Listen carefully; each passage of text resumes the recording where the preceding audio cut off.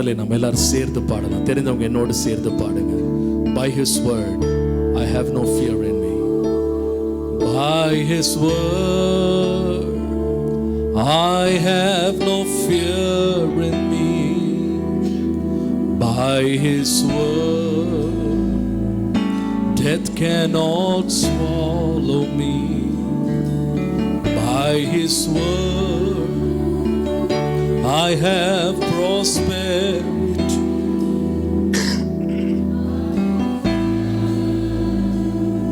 Sickness can dwell in me.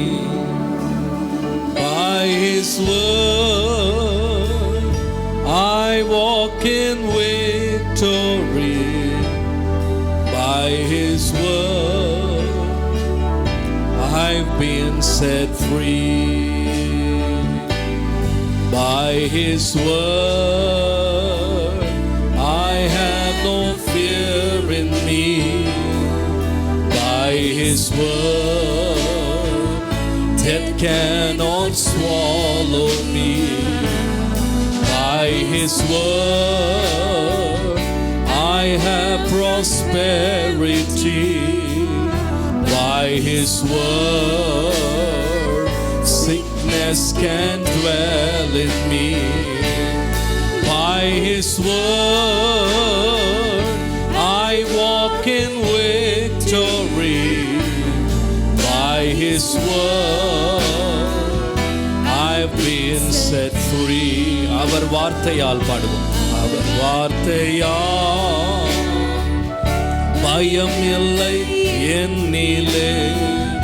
அவர் வார்த்தையால் அழிவில்லை மண்ணிலே. அவர் வார்த்தையால் ஐஸ்வர்யம் வாழ்விலே. அவர் வார்த்தையால் சுகம் என்றும் பூவிலே. அவர் வார்த்தையால் ஜெயமாய் முன்னேறுவே. அவர் வார்த்தையால் மீட்பை பெற்றே. பாட்டை கத்திருப்பீங்க, எல்லாரும் சேர்ந்து பாட போறோம். In English and Tamil. By His word I have prosperity. சேர்ந்து பாடலாமா? Lift your voice. வாயை திறந்து சத்தமாக ஆண்டவரை பார்த்து பாடுங்க. சொல்லுவோம் அறிக்கையாக. By His word, sing it out. I have prosperity. By His word, death cannot swallow me. By His word, I have prosperity. By His word, sickness can dwell in me. By His word I walk in victory. By His word I've been set. By His word I walk in victory. By His word I walk in victory.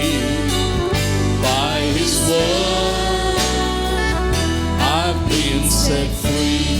தமிழ்ல பாடுவோம் எல்லாரும் சேர்ந்து. அவர் வார்த்தையா வாயை திறந்து அறிக்கை பண்ணுங்க. பயமில்லை என்னிலே. அவர் வார்த்தையா அழிவில்லை மண்ணிலே. அவர் வார்த்தையா அவர் வார்த்தையா ஐஸ்வர்யம் வாழ்விலே. அவர் வார்த்தையா சுகம் என்றும் பூவி. அவர் வார்த்தையால் அவர் வார்த்தையால் ஜெயமாய் முன்னேறுவே. அவர் வார்த்தையால் மீட்பை பெற்றே. அவர் வார்த்தையால் அவர் வார்த்தையால் ஜெயமாய் முன்னேறுவே. அவர் வார்த்தையால் மீட்பை பெற்றே.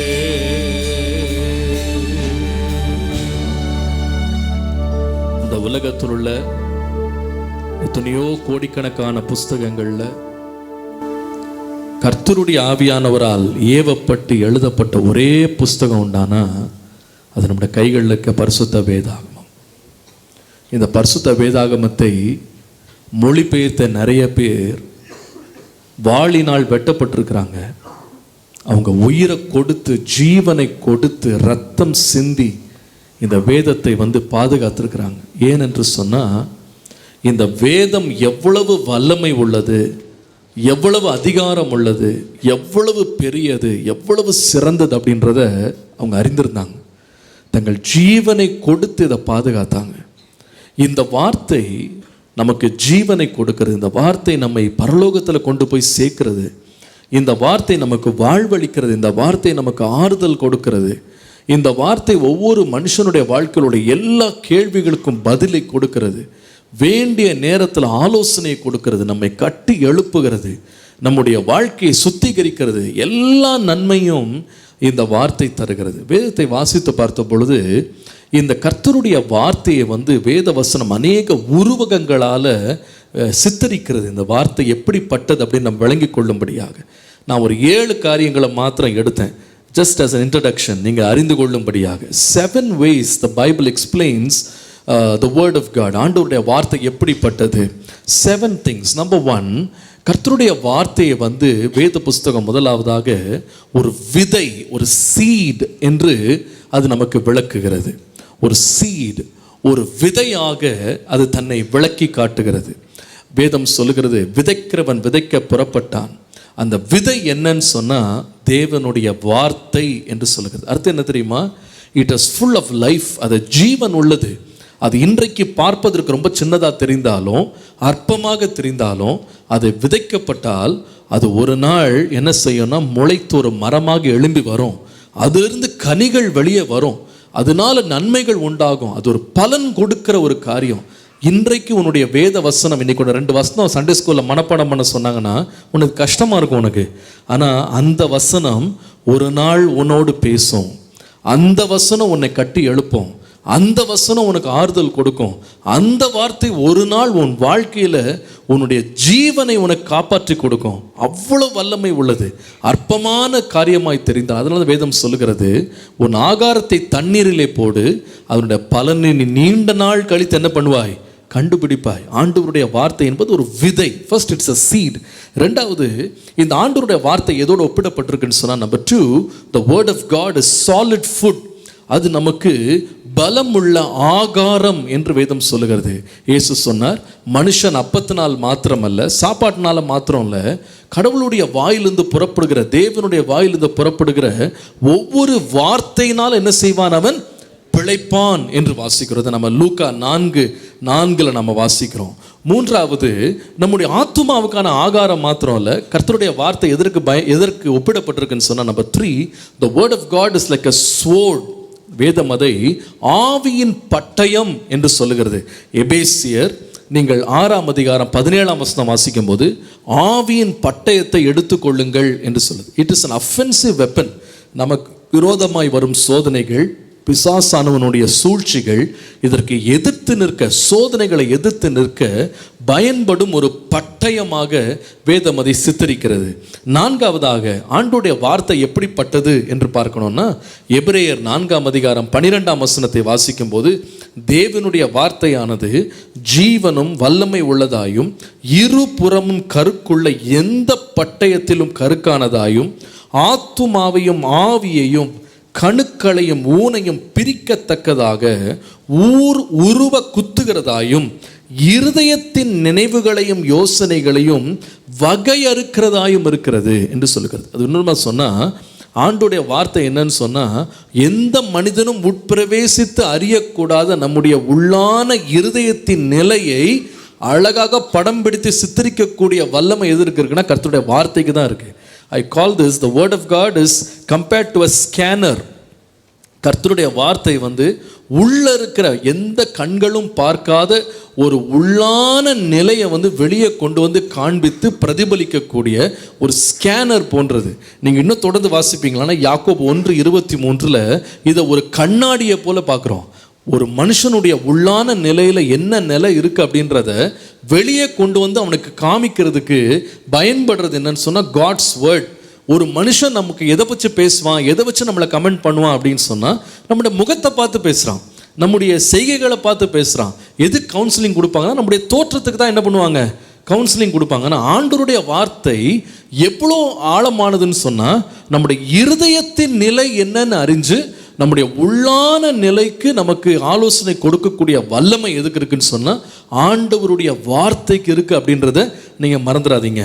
தாவீது என்ன பண்ணான்னா ஒரு பெரிய தவறு பண்ணிட்டு வெளியில் என்ன பண்ணான், நல்லவனை போல வேஷம் போட்டான். அவன் ரொம்ப நியாயாதிபதி போல, ரொம்ப சிறந்தவனை போல எல்லாருக்கு முன்னாடி நல்லவனா வேஷம் போட்டான். யாருமே அவனுடைய தவறை என்ன பண்ண முடியல, கண்டுபிடிக்க முடியல. ஆனால் ஆண்டவருடைய வார்த்தை அவனுக்கு நேராய் வந்த பொழுது அவன் பாவி என்பது வெட்ட வெளிச்சமானது. அப்போ ஆண்டவருடைய வார்த்தை என்னன்னா மனுஷனுடைய வார்த்தைகள் போல மேலோட்டமாக வெளியரங்கமாக நம்மளை தொட்டுட்டு போகிற ஒரு வார்த்தை இல்லை. நம்முடைய ஆத்துமாவை இரண்டாய் பிளக்கக்கூடிய ஒரு ஸ்கேனர் போல கண்களால் பார்க்க முடியாத பகுதிகளை கூட ஊடுருவி சென்று பாய்ந்து செல்கிறது தான் ஆண்டவருடைய வார்த்தை என்பதை நம்ம கவனிக்கிறோம். ஐந்தாவது, ஆண்டவருடைய வார்த்தை எப்படிப்பட்டது அப்படின்னு சொல்லணும்னு சொன்னால், I call this God's word is like a soap that washes all the dirt away. நம்முடைய வாழ்க்கையில் நம்ம எப்படி ஒரு சோப்பை போட்டு நம்முடைய அழுக்கெல்லாம் நம்ம நீக்கிறோமோ அதை போல கர்த்தருடைய வார்த்தை சுத்திகரிக்கிற வல்லமை உள்ளது. 119 சங்கீதம் 9 வாசிக்கிறோம், ஒரு வாலிபன் தன் வழியை எவ்விதமாய் சுத்தம் பண்ணுவான், கர்த்தருடைய வசனத்தின்படி தன்னை காத்து கொள்ளுகிறதுனாலேயே. பாருப்பா, யார் எத்தனை வார்த்தை நம்மகிட்ட பேசினா கூட அது நம்மளை சுத்திகரிக்க முடியாது. சில பேர் நம்முடைய தவறுகளை சுட்டி காமிச்சாங்கன்னா நமக்கு ரொம்ப மனஸ்தாபம் ஆகிடும். பாரு, நமக்கு ரொம்ப மனசு கஷ்டமாயிடும். அந்த காயம் இன்னும் ஹர்ட் ரொம்ப டீப்பாக போயிடும். ஆனால் ஆண்டவருடைய வார்த்தை எப்படிப்பட்டதுன்னா அது நம்முடைய உள்ளான நிலைமையை வெளியரங்கமாக வெளிச்சத்தில் கொண்டு வந்துட்டா கூட ஆண்டவருடைய வார்த்தை எப்படிப்பட்டதுன்னா எவ்வளவு பயங்கரமான அழுக்க கூட என்ன பண்ணிடும்னா நம்மை விட்டு விலக்கக்கூடிய ஒரு கிளென்சிங் ஏஜென்ட். அது நல்லா சுத்திகரிக்கக்கூடிய ஒரு அருமையான ஒரு வல்லமை படைத்தது கர்த்தருடைய வார்த்தை. அதனால தான் எபேசியர் 5:26 வாசிக்கும் போது இயேசுவானவர் என்ன செய்தார்னா தண்ணீர் முழுக்கினால், தண்ணீரினால் உண்டாகிற அவருடைய வார்த்தையினால் தேவனுடைய சபையை சுத்திகரிக்கிறார் என்று வாசிக்கிறோம். எப்படி சுத்திகரிக்கிறார்? வார்த்தையாக அவருடைய தண்ணீரினால் சபையை சுத்திகரிக்கிறார் அப்படின்னு வாசிக்கிறோம். அப்போ whenever we read the word of God, ஆண்டவருடைய வார்த்தையை நீ படிக்கும்போது அது உன்னை என்ன செய்யுதுன்னா உன்னை என்ன பண்ண முடியாது, சுத்திகரிக்க முடியும். அது உன்னை கிளென்ஸ் பண்ண முடியும். It's like a soap that washes all the dirt away. ஆறாவது, ஆண்டவருடைய வார்த்தையை நான் கம்பேர் பண்ணும்போது வேதத்தில் வாசிக்கும் போது ஒரு இன்ட்ரெஸ்டிங்கான காரியம். ஆறாவது என்னன்னா the word of God is like a street light. 119 சங்கீதம் 105 சொல்லுகிறது, ஆண்டவரே உம்முடைய வசனம் என் கால்களுக்கு தீபம், என் பாதைக்கு வெளிச்சமாக இருக்குது. ஸ்ட்ரீட் லைட்னா நம்ம ஒரு சாதாரணமாக நம்ம 2 காலில் நடந்து போகும்போது நம்ம ஒரு டெஸ்டினேஷன் போகும்போது பாதையிலே தவறாதபடி லைட் போட்டு வைக்கிறாங்க, அப்படி தானே? அதில் என்ன இருக்குது, குண்டு இருக்கா, குழி இருக்கா, அதில் மேடு இருக்கா, பள்ளம் இருக்கான்னு பார்த்துட்டு சரியான ரோட்டில் தான் போகிறோமான்னு காமிக்கிறதுக்கு லைட்ஸ் போடுறாங்க. லைட்ஸ் எல்லாம் மொத்தமாக டார்க் ஆகிடுச்சுன்னு சொன்னால் நம்ம எந்த இடத்துல நிற்கிறோன்னு தெரியாமல் நம்ம கஷ்டப்படுவோம். இதே போல் வாழ்க்கை என்னும் பாதையில் நமக்கு வெளிச்சம் போட்டு நாம் இருக்கும் இடத்தையும் நாம் போக வேண்டிய இடத்தையும் நமக்கு காமிக்கக்கூடிய வல்லமை உள்ள ஒரு அழகான லைட், ஒரு லேம்ப் என்னன்னு சொன்னால் பாதைக்கு வெளிச்சமாக இருக்கிறது என்னென்னா கர்த்தருடைய வார்த்தை என்று சொல்லி வேதம் சொல்லுது. உன்னுடைய வாழ்க்கையில் பாருப்பா, எல்லாமே அறிந்தவர்களாக நம்ம எப்பவுமே இருக்கவே முடியாது. வாழ்க்கையின் அநேக சந்தர்ப்பங்களில் எந்த பக்கம் போகிறதுன்னு தெரியாமல் நாம் இருக்கிறோம். பாரு, கொஞ்ச நாளைக்கு முன்னாடி அதிகமாக என்னை வேதனைப்படுத்தின ஒரு காரியம் ஹாலிவுட்டில் ஒரு பெரிய ஆக்டர் இருந்தார். அவர் he was supposed to be one of the best comedy actors. அவர் தான் உலகத்தில் one of the best comedy ஆக்டர்ஸ்ன்னு அவரை பற்றி சொன்னாங்க. அவர் அவ்வளோ பெரிய கோடீஸ்வரராக இருந்தார், பெரிய பணக்காரராக இருந்தார், பெரிய பங்களோ ஹாலிவுட்டில் வச்சுருந்தார் சொந்தமாக. ஆனால் உலகத்தையே சிரிக்க வச்ச அவருக்கு ஒரு டிப்ரெஷன் வந்துருச்சு. அவருக்கு மனசில் ஒரு கஷ்டம் வந்துருச்சு. அவருக்கு என்ன செய்யணுன்னே தெரியல. கடைசியில் தன் வாழ்க்கையை சூசைட் பண்ணி முடிச்சுக்கிட்டாரு. நான் அப்போ தான் நினச்சி பார்த்தேன், எத்தனையோ பேருக்கு வாழ்க்கையை சிரிப்பு கொண்டு வந்த மனுஷன் தன்னுடைய வாழ்க்கையில் துக்கம் வரும்போது எப்படி போகணுன்னு அவருக்கு தெரியலை. he didn't know how to go about his own life. சென்னையில் ஒரு மிகப்பெரிய ஹார்ட் சர்ஜன் இருந்தார். ஒரு மிகப்பெரிய உலக புகழ் வாய்ந்த ஒரு ஹார்ட் சர்ஜன். அவருடைய பேரை நான் சொல்ல விரும்பல. மிகப்பெரிய உலக புகழ் வாய்ந்த ஒரு ஹார்ட் சர்ஜன். அவருக்கு வயது வந்து 80க்கு மேலே இருந்துச்சு, 80 இயர்ஸ்க்கு மேலே அவருடைய வயது. ஒவ்வொரு நாளும் அவர்கிட்ட அப்பாயின்மெண்ட் வாங்குறதே ஒரு பெரிய ஒரு சேலஞ்சாக இருக்கும். அவ்வளோ பேர் வெயிட்டிங்கில் இருப்பாங்க. he was one of the best heart surgeons in the world. உலக அளவில் ஒரு பெரிய ஹார்ட் சர்ஜன். ஆனால் அவருடைய மனசில் வந்து ஒரு நாள் பயங்கரமான துக்கம் வந்துருச்சு. அவருடைய இருதயத்தின் வேதனை அவரால் தாங்கவே முடியல. எத்தனையோ பேர் பழுதுபட்ட இருதயத்தெல்லாம் அவர் ரிப்பேர் பண்ணார். எத்தனையோ ஓப்பன் ஹார்ட் சர்ஜரியை சர்வசாதாரணமாக அவர் வந்து ட்ரீட் பண்ணார். ஆனால் அவருடைய இருதயத்துக்கு வந்த துக்கத்தை வந்து அவரால் தாங்க முடியாமல் அவர் என்ன பண்ணார்னா, ஒரு நாள் அவருடைய பேஷண்ட்ஸ் எல்லாம் பார்த்துட்டு அவர் நேராக தன்னுடைய டிரைவர் வந்து அவருடைய காரை நிறுத்தின உடனே காரை விட்டு இறங்கி வீட்டுக்கு போகாமல் அவருடைய ஃப்ளாட்ஸ் உள்ள மொட்டை மாடிக்கு போய் மேலேருந்து அவரே குதிச்சிட்டார். ஒரு வயது, அவ்வளோ வயதான ஒரு மனுஷன். அப்போ தான் நான் யோசித்தேன், எத்தனையோ பேருடைய இருதயத்துக்கெல்லாம் ஃபிசிக்கல் ஹார்ட்டுக்கெல்லாம் ட்ரீட்மெண்ட் கொடுத்தாரு. ஆனால் தன்னுடைய ஆத்துமாவுக்கு இருக்கிற வேதனைக்கு அவருக்கு என்ன தெரியல, வழி தெரியல. நம்முடைய வாழ்க்கையில் எவ்வளோ டார்க்னஸில் நம்ம போனாலும் அந்த இருண்ட பாதையில் நமக்கு வெளிச்சம் கொடுக்கறது என்னன்னு சொன்னால் கர்த்தருடைய வார்த்தை. என்னுடைய பாதைக்கு தீபம், என் கால்களுக்கு தீபம், என் பாதைக்கு வெளிச்சமாக ஆண்டவர் இந்த வார்த்தையை அவன் கையில் கொடுத்துருக்கிறார், என்னுடைய கையில் கொடுத்துருக்கிறார். கடைசியாக நம்பர் 7, இந்த வார்த்தை எப்படிப்பட்டது அப்படின்னு வாசித்தீங்கன்னா எரேமியா 23:29, 23:29 அதில் ஆண்டவருடைய வசனம் நமக்கு சொல்லுகிறது, என் வார்த்தை அக்கினியை போலவும் கண்மலையை நொறுக்கும் சம்மட்டியை போலவும் இருக்கிறது அல்லவா என்று கர்த்தர் சொல்லுகிறார். எப்படி இருக்குன்னா, அக்கினியை போலவும் கண்மலையை நொறுக்கக்கூடிய சம்மட்டியை போலவும் இருக்கான். I call this the word of God is like a stone breaker. ஒரு கல்லை வந்து உடைக்கக்கூடிய வல்லமை உள்ள ஒரு ஹேமர் போல ஆண்டவருடைய வார்த்தை இருக்கிறது என்று வேதம் சொல்லுகிறது. இந்த கல் எதுக்கு அடையாளமாக இருக்குன்னா, ஒரு மனுஷனுடைய உள்ளமே கல்லாகி போனால் கூட அந்த கல்லையே நொறுக்கக்கூடிய வல்லமை எதுக்கு இருக்கு? ஆண்டவருடைய வார்த்தைக்கு இருக்கு. 7 காரியம் சொன்னேன், பார்க்காம எத்தனை பேர் சொல்ல முடியும்? 7 things சொன்னேன். ஆண்டவருடைய வார்த்தை எப்படிப்பட்டது அப்படின்னு சொல்ல முடியும். நோட்ஸ் பார்க்கக்கூடாது, பார்க்காம 7 things, 7 yes சொன்னேன். Number 1, the word of God is like a seed. இது ஒரு விதையை போல இருக்கிறது. ரெண்டாவது, இட்ஸ் அது ஒரு சாலிட் ஃபுட், நல்ல ஆகாரத்தை போல அது இருக்கிறது. மூன்றாவது, அது ஒரு ஸ்வோர்ட், ஒரு நல்ல ஒரு பட்டயமாக, ஆவியின் பட்டயமாக அது நமக்காக இருக்கிறது.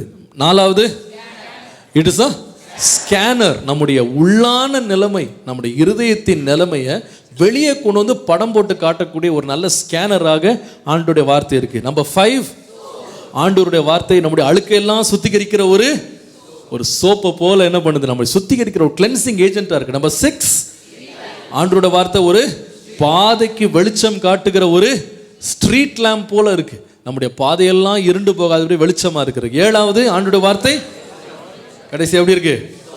Very good, stone breaker. நல்ல கல்லான இருதயத்தையும் கல்லான நிலைமைகளையும் நம்முடைய வாழ்க்கையில் இருக்கிற தடை கற்களை கூட உடைத்து நொறுக்கக்கூடிய, கண்மலைகளை பெயர்க்கக்கூடிய ஒரு பெரிய வல்லமை உள்ள ஒரு சக்தியாக ஆண்டவருடைய வார்த்தை இருக்கிறது. நல்லா கவனிங்க, இவ்வளவு பவர்ஃபுல்லான ஒரு காரியம் எதில் இருக்குன்னா இந்த புக்கில் இருக்கு, இந்த வேதத்தில் இருக்கு. எதுக்காக நான் சொன்னது வந்து 7 வந்து ரொம்ப கம்மி, இன்னும் சொல்லிக்கிட்டே போகலாம், நிறையா இருக்குது இன்னும். The word of God is like honey. அது நம்முடைய அது சாப்பிடும்போது கண்களெல்லாம் தெளிவித்துரும்னு சொல்லி வேதத்தில் வாசிக்கிறோம்.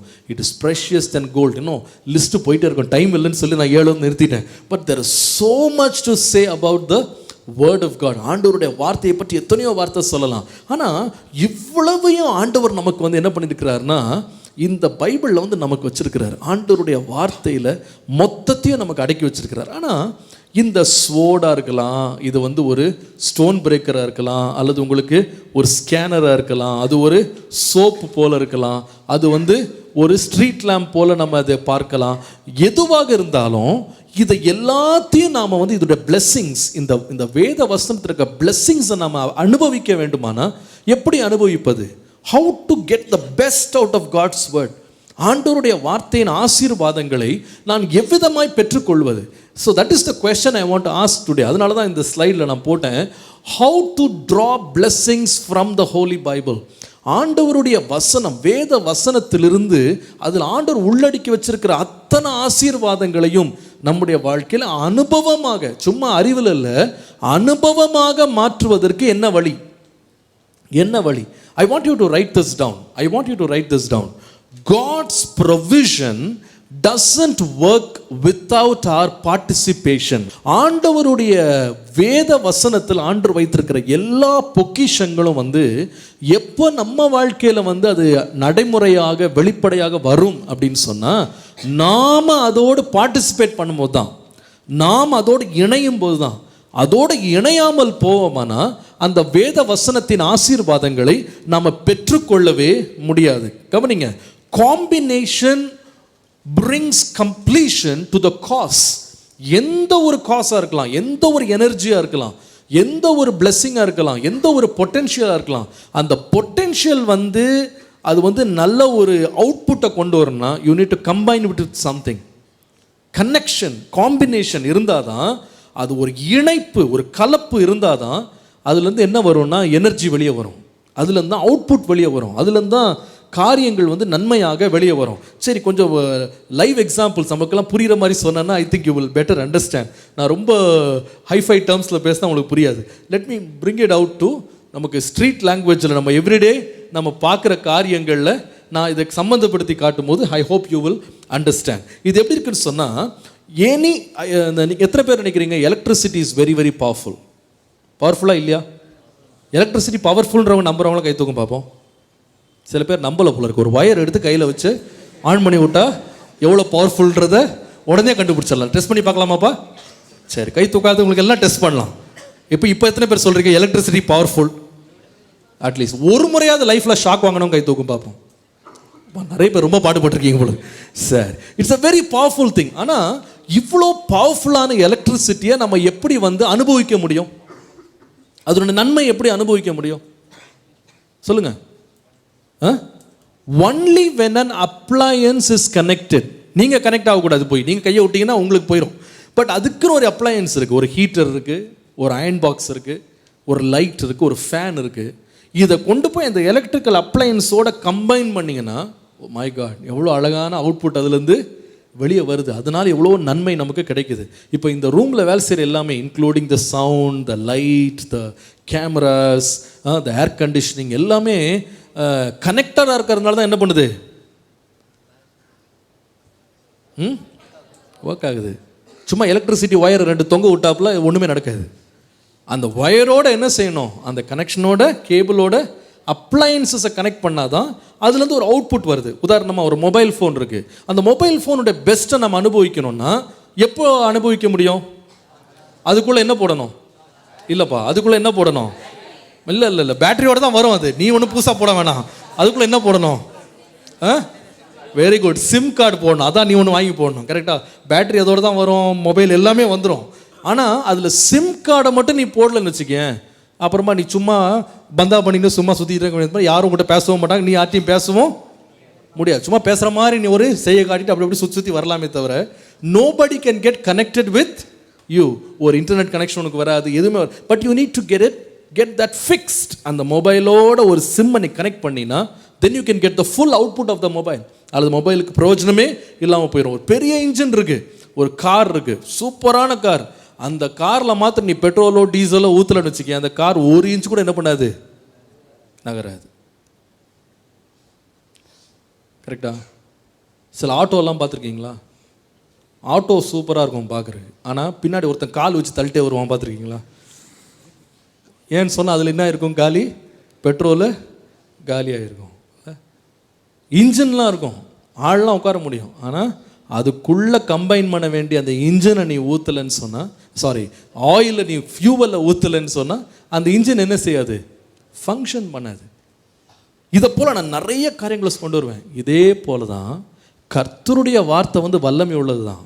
ஆனால் நீ அதோட கம்பைன் பண்ணலன்னு வச்சுக்கேன், அதோடைய அவுட்புட் என்ன பண்ணாது? உன் லைஃப்பில் கொடுக்கவே கொடுக்காது. 7 காரியம் சொன்னேன்.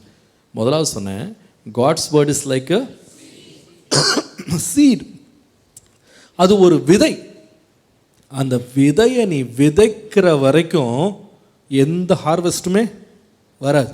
ஒரு டப்பா ஃபுல்லாக சீடை போட்டு நீ ஷெல்ஃபில் வச்சுருக்கிறதுனால அடுத்த வருஷம் உனக்கு ஹார்வெஸ்ட்னு போயிட்டு, எங்களுக்கு வீட்டில் நாங்கள் வச்சுருக்கோம் 1000 சீடு வச்சுருக்கோம், அறுவடை சீசன் ஆயிடுச்சு, மழை பெஞ்சிருச்சு, அப்போ மழை நின்றுச்சு, நாங்கள் என்ன பண்ண போகிறோம்?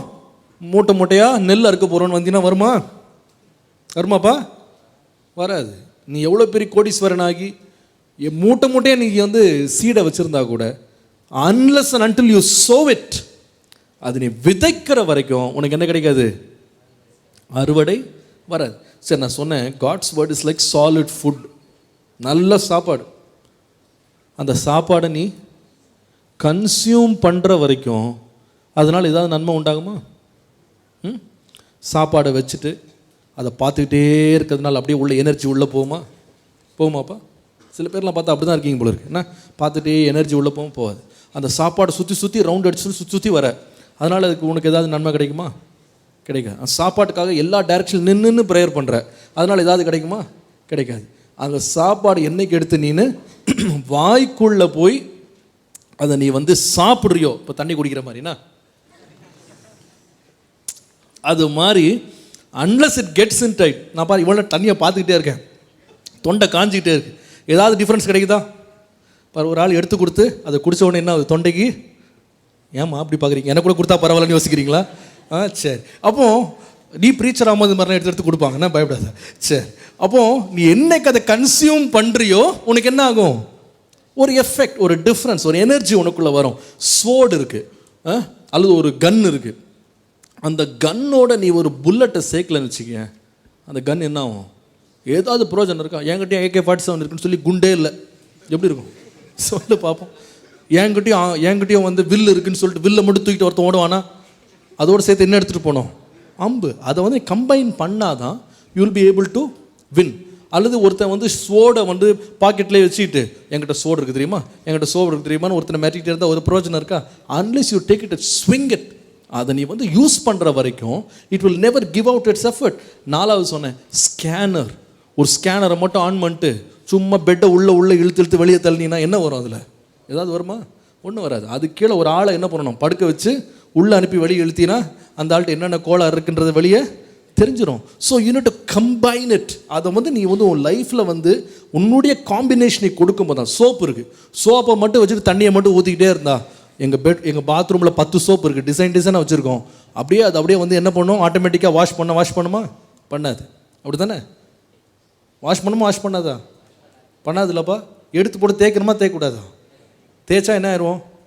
சுத்தமாயிருவோம்ல, வெள்ளையாக மாட்டோம், சுத்தமாகும். அப்படி தானே? அப்போ சுத்தமாயிரும். என்னென்ன அழுக்கு இருக்கோ அதெல்லாம் என்ன பண்ணிடும்?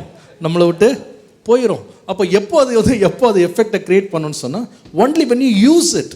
பாரு, ஒரு ஸ்ட்ரீட் லைட் இருக்குது, ஸ்ட்ரீட்டெல்லாம் லைட்ஸ் போட்டு நீ வந்து முள்ளுக்காடு வழியாக நடந்து போனால் என்ன பிரயோஜனம் இருக்குது சொல்லு பார்ப்போம்? அந்த லைட் போட்டிருக்கிற இடத்துல நீ நடந்தாதான் உன்னுடைய பாதை எப்படி இருக்கும்? சுகமானதாக இருக்கும். கடைசியாக சொன்னேன் ஸ்டோன் பிரேக்கிங் ஹேமர் மாதிரி இருக்குது. அந்த ஹேமரை மட்டும் வச்சுக்கிட்டு உட்காந்துருந்தா ஏதாவது பிரயோஜனம் இருக்கா? அதை போட்டு அடித்தாதான் என்ன செய்யும்? அந்த கல் 2ஆக பிளக்கும். அதே போல தான் ஆண்டவருடைய வார்த்தை வந்து ஒரு ஸ்டோன் ஹேமர் மாதிரி இருக்குது. அது வந்து ஒரு சோப் மாதிரி இருக்குது. அது வந்து ஒரு சீட் மாதிரி இருக்குது. அது நல்ல சாலிட் ஃபுட்டாக இருக்குது. அது ஸ்வோர்டாக இருக்குது. அது ஸ்ட்ரீட் லைட்டாக இருக்குது. உனக்கு வேண்டிய எல்லா ஆசீர்வாதங்களும் அதுக்குள்ளே இருக்குது. ஆனால் நீ என்ன பண்ணணும்னா ஆண்டவர் கொடுத்த ஆசீர்வாதத்தை உன் வாழ்க்கையில் நீ வந்து அதை அங்கீகரிக்கும் போது தான், நீ அதை யூட்டிலைஸ் பண்ணும்போது தான், நீ அதை வந்து உன் லைஃப்பில் ப்ராக்டிஸ் பண்ணும்போது தான் அது என்ன செய்யும்னா உன் வாழ்க்கையில் என்ன செய்ய ஆரம்பிக்கும்? கிரியேட் செய்ய ஆரம்பிக்கும். உனக்கு ஒரு ஹார்வெஸ்ட்டை கொடுக்கும், உனக்கு ஒரு அவுட்புட்டை கொடுக்கும், உனக்கு ஒரு கிளென்சிங்கை கொடுக்கும், உனக்கு ஒரு சேஞ்சை கொடுக்கும், உனக்கு ஒரு டிரான்ஸ்ஃபர்மேஷனை கொடுக்கும், உன்னை வளர வைக்கும். பாரு, உன்னை ஃபீட் பண்ணும், உன்னை ஹெல்த்தியாக வச்சுருக்கோம், உன்னை நல்லா திருப்தியாக வச்சுருக்கோம், உன்னை மகிழ்ச்சியாக வச்சுருக்கோம். அது ஏன்னு சொன்னால் கர்த்தருடைய வார்த்தையை நீ என்றைக்கு நீ கன்சியூம் பண்ணுறியோ, என்றைக்கும் வாழ்க்கையில் அபியாசப்படுத்துறியோ, என்றைக்கு அதை உள்ளே எடுத்துக்கிறியோ அன்றைக்கு தான் அது என்ன செய்யணும்னா வேலை செய்யும். நிறைய பேருடைய லைஃப்பில் வந்து Bible is only for the book shelf அப்படி இருக்குல்ல. கர்த்தருடைய வார்த்தை வந்து நமக்கு நிறைய பேருக்கு புக் ஷெல்ஃபில் விற்கிற ஒரு அலங்கார பொருளாக மாறிடுச்சு. என்னென்ன டிசைனில் வாங்க முடியும்னு கலர் கலராக வாங்கி வைக்கிறோம் இல்லை. நிறைய வீடுகளில் வந்து அந்த கர்த்தருடைய வார்த்தை அப்படின்றது வந்து it is not used in the everyday. அதனால என்ன யோசிக்கிறோன்னா, ஏன் இருண்ட வாழ்க்கையில் என்ன வெளிச்சமே இல்லை அப்படின்னு யோசிக்கிறோம். அஃப்கோர்ஸ் டார்ச் இருக்குப்பா, நீ ஆன் பண்ணணும். அதை ஆன் பண்ணால் தான் அது என்ன செய்யும்? வேலை செய்யும்ல. அது வேலை செய்யும். நீங்கள் அதை யூட்டிலைஸ் பண்ணணும். நீ அதை வந்து நீ என்றைக்கு நீ அதை வந்து, நான் உனக்கு ஆரம்பத்தில் ஒரு வார்த்தை சொன்னேன், ஞாபகம் இருக்கா உனக்கு? I said God's provision should be combined with man's participation. நான் வந்து என் வாழ்க்கையில் அதை பார்ட்டிசிபேட் பண்ணுறதுக்கு நான் இடம் கொடுக்கும்போது ஆண்டவருடைய வார்த்தை என்ன செய்யும்னா அது வந்து அத்தனை ஆசீர்வாதங்கள் என்னை அனுபவிக்க செய்யுன்றதை மறந்துடவே மறாது. Your contribution, your participation is so very important. நீ அதை எடுத்து யூஸ் பண்ணணும். இன்றைக்கி மாலையில் நான் அதிகமாக பேசாமல் 2 குறிப்பு தான் பேச போகிறேன். இன்றைக்கி வந்து ஆண்டவருடைய வார்த்தையை ஒரு வாலிப பிள்ளை தன்னுடைய வாழ்க்கையினுடைய ஆசீர்வாதமாக மாற்றுவதற்கு 2 முக்கியமான பார்ட்டிசிபேஷனும் லைஃப்ல தேவை. 2 things are very very important. இது 2ம் வாழ்க்கையில் இருக்குமானா ஆண்டவருடைய ஆசீர்வாதம் உன்னுடைய வாழ்க்கையிலையும் உன்னுடைய வருங்கால வாழ்க்கையிலையும் உன் படிப்பில் உன் வேலையில் உன்னுடைய எல்லா காரியங்களையும் பாய்ந்து வரும் அப்படின்றதுல சந்தேகமே இல்லை. உள்ளம் திறந்து இன்றைக்கு ஆண்டவரே என்னோடு நீங்கள் பேசுங்க. நீங்கள் எனக்கு கொடுத்த அந்த ப்ரெஷியஸ் வேர்ட் ஒரு சீட் மாதிரி இருக்குது, ஒரு சோப் மாதிரி இருக்குது, ஒரு ஸ்ட்ரீட் லேம்ப் மாதிரி இருக்குது, ஒரு சோடா இருக்குது. ஆண்டவரே இந்த வார்த்தை வந்து என்னுடைய வாழ்க்கையை வந்து உயிர் ஊட்டுகிற ஒரு நல்ல ஆகாரமாக இருக்கிறது. என்னுடைய உள்ளந்திரியங்களில் இருக்க உண்மையான நிலைமை வெளியே கொண்டு ஒரு ஸ்கேனர் மாதிரி இருக்குது. இதை நான் ஃபுல்லாக என் லைஃப்பில் யூட்டிலைஸ் பண்ணுறதுக்கு என்னோடு பேசுங்க ஆண்டவரே என்ற ஒரு ஆயத்தத்தோடு காத்துரு. கர்த்தரோடு பேசுவார். 2 very very important things. முதல்ல ஆண்டுடைய வசனம் கொண்டு வர்ற ஒரு ஆசீர்வாதத்தை நான் உங்களுக்கு காண்பிக்கிறேன். இட் இஸ் இன் Psalm 1, 1 சங்கீதம். நீங்கள் 3 வசனம் வாசிப்பீங்களானா அவன் செய்வதெல்லாம் வாய்க்கும் என்று எழுதிருக்கு. எல்லாரும் சொல்லுங்க, அவன் செய்வதெல்லாம். இங்கிலீஷில் வந்து everything he does will, சொல்லுங்க சத்தமா, prosper. everything he does will, அது இன்னொரு சொன்னா everything will be successful. எல்லாரும் சொல்லுங்க, everything will be, எல்லாமே சக்ஸஸ்ஃபுல். சத்தமா சொல்லுங்களேன். எப்படி என்ன செய்யுமா? நீ செய்யறதெல்லாம் என்ன மாறிடுமா? வாய்க்கும். ஆண்டோட வார்த்தை வந்து பொய் சொல்லவே சொல்லாது. நீ செய்வது எல்லாம் வாய்க்கும் அப்படின்னு கர்த்தருடைய வார்த்தை சொல்லுமானா அது உண்மை. கண்டிப்பாக வாய்க்கும். நீ செய்கிறது எல்லாம் ப்ராஸ்பர் ஆகும். ஆனால் யாருக்கு ப்ராஸ்பர் ஆகும் அப்படின்னு சொல்லி இந்த ஆசீர்வாதம் யாருக்கு அப்படின்னு சொன்னால் அந்த வசனம் வந்து வேத வசனத்தை பற்றி பேசுது. அந்த வேத வசனத்தை பற்றி பேசும்போது ஒரு முக்கியமான காரியத்தை அந்த சங்கீதக்காரன் சொல்கிறார். அவர் சொல்கிறாரு, அவன் யாருன்னா துன்மார்க்குடைய ஆலோசனை நடவாமல், பாவியின் வழியின்படி நில்லாமல், பரியாசக்கார் உட்கார இடத்துல உட்காராமல், கர்த்தருடைய வேதத்தில் பிரியமாக இருந்து இரவும் பகலும் அதில் என்ன செய்கிறானா? தியானமாக இருக்கிறான். You can write it down. In order to be prosperous, the first one is feasting on the word of God. In other words, meditate. தேவனுடைய வார்த்தையை தியானிப்பது. தேவனுடைய வார்த்தையை தியானிப்பது. பாருப்பா, நான் சொன்னேன் இந்த வசனம் வந்து கர்த்தருடைய வார்த்தை வந்து அது 7 ஆசீர்வாதங்கள் குறைஞ்சது இருக்குது. 7 விதமாக இது நம்மளை காட்டி கொடுக்குது. முதலாவது என்னது? Word of God is a seed, ஜீவனுள்ள ஒரு சீடாக இருக்குது. ரெண்டாவது, it is a powerful sword, சத்துருக்களை மடங்கடிக்கிற ஒரு ஸ்வோர்டாக இருக்குது. மூணாவது, ரெண்டாவது சாலிட் ஃபுட் இல்லை. ரெண்டாவது என்னது? நம்முடைய ஆத்துமாவை போஷிக்கிற ஒரு சாலிட் ஃபுட். மூணாவது பவர்ஃபுல்லான ஸ்வோர்ட். நாலாவது, அது நம்முடைய உள்ளந்திரியங்களை, வெறும் ஸ்கேனர் இன்னைக்கு சொல்லாதீங்க, உள்ள இருக்கிறதெல்லாம் வெளியே கொண்டு வந்து காமிக்கிற, மறைஞ்சிருக்கிறவைகளை காண்பிக்கிற ஒரு ஸ்கேனர். ஐந்தாவது, சும்மா சோப்புன்னு சொல்லக்கூடாது, ஓகே, நம்மை சுத்திகரிக்கிற கிளென்சிங் சோப் அது. ஆறாவது, நம்முடைய பாதைக்கு என்ன பண்ணுது? வெளிச்சம், ஸ்ட்ரீட் லைட்டா இருக்கு. ஏழாவது, ஓகே, எல்லா கடினமான பகுதியில் உடச்சி போடுற ஒரு ஹேமராக இருக்குது, ஸ்டோன் பிரேக்கராக இருக்குது. ஆனால் இத்தனை 7 காரியமும் லைஃப்பில் நீ பார்க்கணுமா? அவனுடைய வார்த்தை உன் வாழ்க்கையில் கிரியை செய்து நீ பார்க்கணுமா? லைஃப் கிவிங் ஃபுட்டாக, உன்னை ப்ராஸ்பர் பண்ண வைக்கிற ஒரு சீடாக, உன்னை வந்து சத்துருக்களுக்கு விரோதமாக உன்னை ஜெயிக்க பண்ணுகிற பிசாசின் சதி ஆலோசனைகள், டெம்டேஷன்ஸ் எல்லாம் ஜெயிக்கிற ஒரு ஸ்வோடா உன் லைஃப்பில் அது வேலை செய்கிறது நீ பார்க்கணுமா? நான் சொன்ன 7 காரியங்களும் லைஃப்பில் வேலை செய்யணுமா? அதற்கு ஆண்டவருடைய வசனம் சொல்லுகிற முதல் பார்ட்டிசிபேஷனுடைய லைஃப் என்னன்னு சொன்னால், காம்பினேஷன் என்ன கொடுக்கணும்னு சொன்னால், you must commit your life for meditating the word of God. ஆண்டவருடைய வார்த்தையை தியானிக்கிற ஒரு வாழ்க்கை உனக்கு வேணும். எத்தனை பேர் கையில் வேர்ட் ஆஃப் காட் இருக்குன்றவங்க மாத்திரம் கை தூக்கி ஒரு ஹல்லேலூயா சொல்லுங்க பார்ப்போம். ஓகே, உங்கள் கையில் வார்த்தை இருக்குது. எத்தனை பேர் இதை வாசிச்சிருக்கீங்க? கொஞ்சமாவது வாசிச்சிருக்கானே அப்படின்னு சொல்கிறோம், கை தூங்க பாப்போம். Very good. ஓகே, எத்தனை பேர் தொடர்ந்து வாசிச்சுட்டு இருக்கீங்க? How many of you continually read this word? நல்ல கை தூக்குப்பா. Very good. சில பேர் கை தூக்க மாட்டேங்கிறீங்க, ஏன்னு தெரியல, ஆனால் வாசிக்கணும் நீங்கள். ஆனால் வாசிப்பதை பற்றி இங்கே எழுதலை. இங்கே என்ன போட்டிருக்குன்னா, இரவும் பகல் அது என்ன பண்ணணுமா, தியானிக்கணும். See, the word meditate அப்படின்ற வார்த்தையினுடைய ஒரிஜினல் லாங்குவேஜில், ஹீப்ரூவில் வந்து அந்த மெடிடேட் அப்படின்றதுக்கு வந்து எந்த அர்த்தத்தில் அது எழுதப்பட்டிருக்குன்னு சொன்னால், ஒரு மாடு வந்து சாப்பிட்டு முடித்த பிறகு அது என்ன பண்ணுன்னு சொன்னால், அது சாப்பிட்ட ஆகாரத்தை வந்து திரும்ப திரும்ப அசை போடுது பார்த்தியா, அசை போடும் பொழுது தான் அது என்ன செய்யும்னா, அதில் உள்ள ஃபுல் நியூட்ரியன்ட்ஸ், அதில் உள்ள எல்லா சத்தையும் என்ன பண்ணுன்னா அதுக்குள்ளே உறிஞ்சிக்கிடும். அது அப்போ தான் இட் வில் பிகம் பிளட், அப்போ தான் அதுக்கு எனர்ஜியாக மாறும். இந்த மாடு வந்து சாப்பிட்டுட்டு திரும்ப எடுத்து அசை போடலைன்னு வச்சுக்கோங்களேன், if it doesn't chew its cud, அதனுடைய எல்லா ஆகாரத்தை அசை போடலைன்னா that food will become poison. அது பாய்சனாக மாதிரி அந்த மாடு செத்துவோம். It has to go back again and just redo it. அதை திரும்ப திரும்ப அசை போடும்போது, அதனால தான் பார்த்தீங்கன்னா நல்ல ஒரு மாடு சாப்பிட்டு முடிச்ச உட்காந்து பிறகு பார்த்தீங்கன்னா அது உட்காந்து வாய் என்ன பண்ணும், அப்படியே சூ பண்ணிட்டு இருக்கு. என்ன சூ பண்ணோன்னா, சாப்பிட்டதை வந்து திரும்ப எடுத்து சூ பண்ணும். மெடிடேட் அப்படின்ற வார்த்தை வந்து it comes from that concept.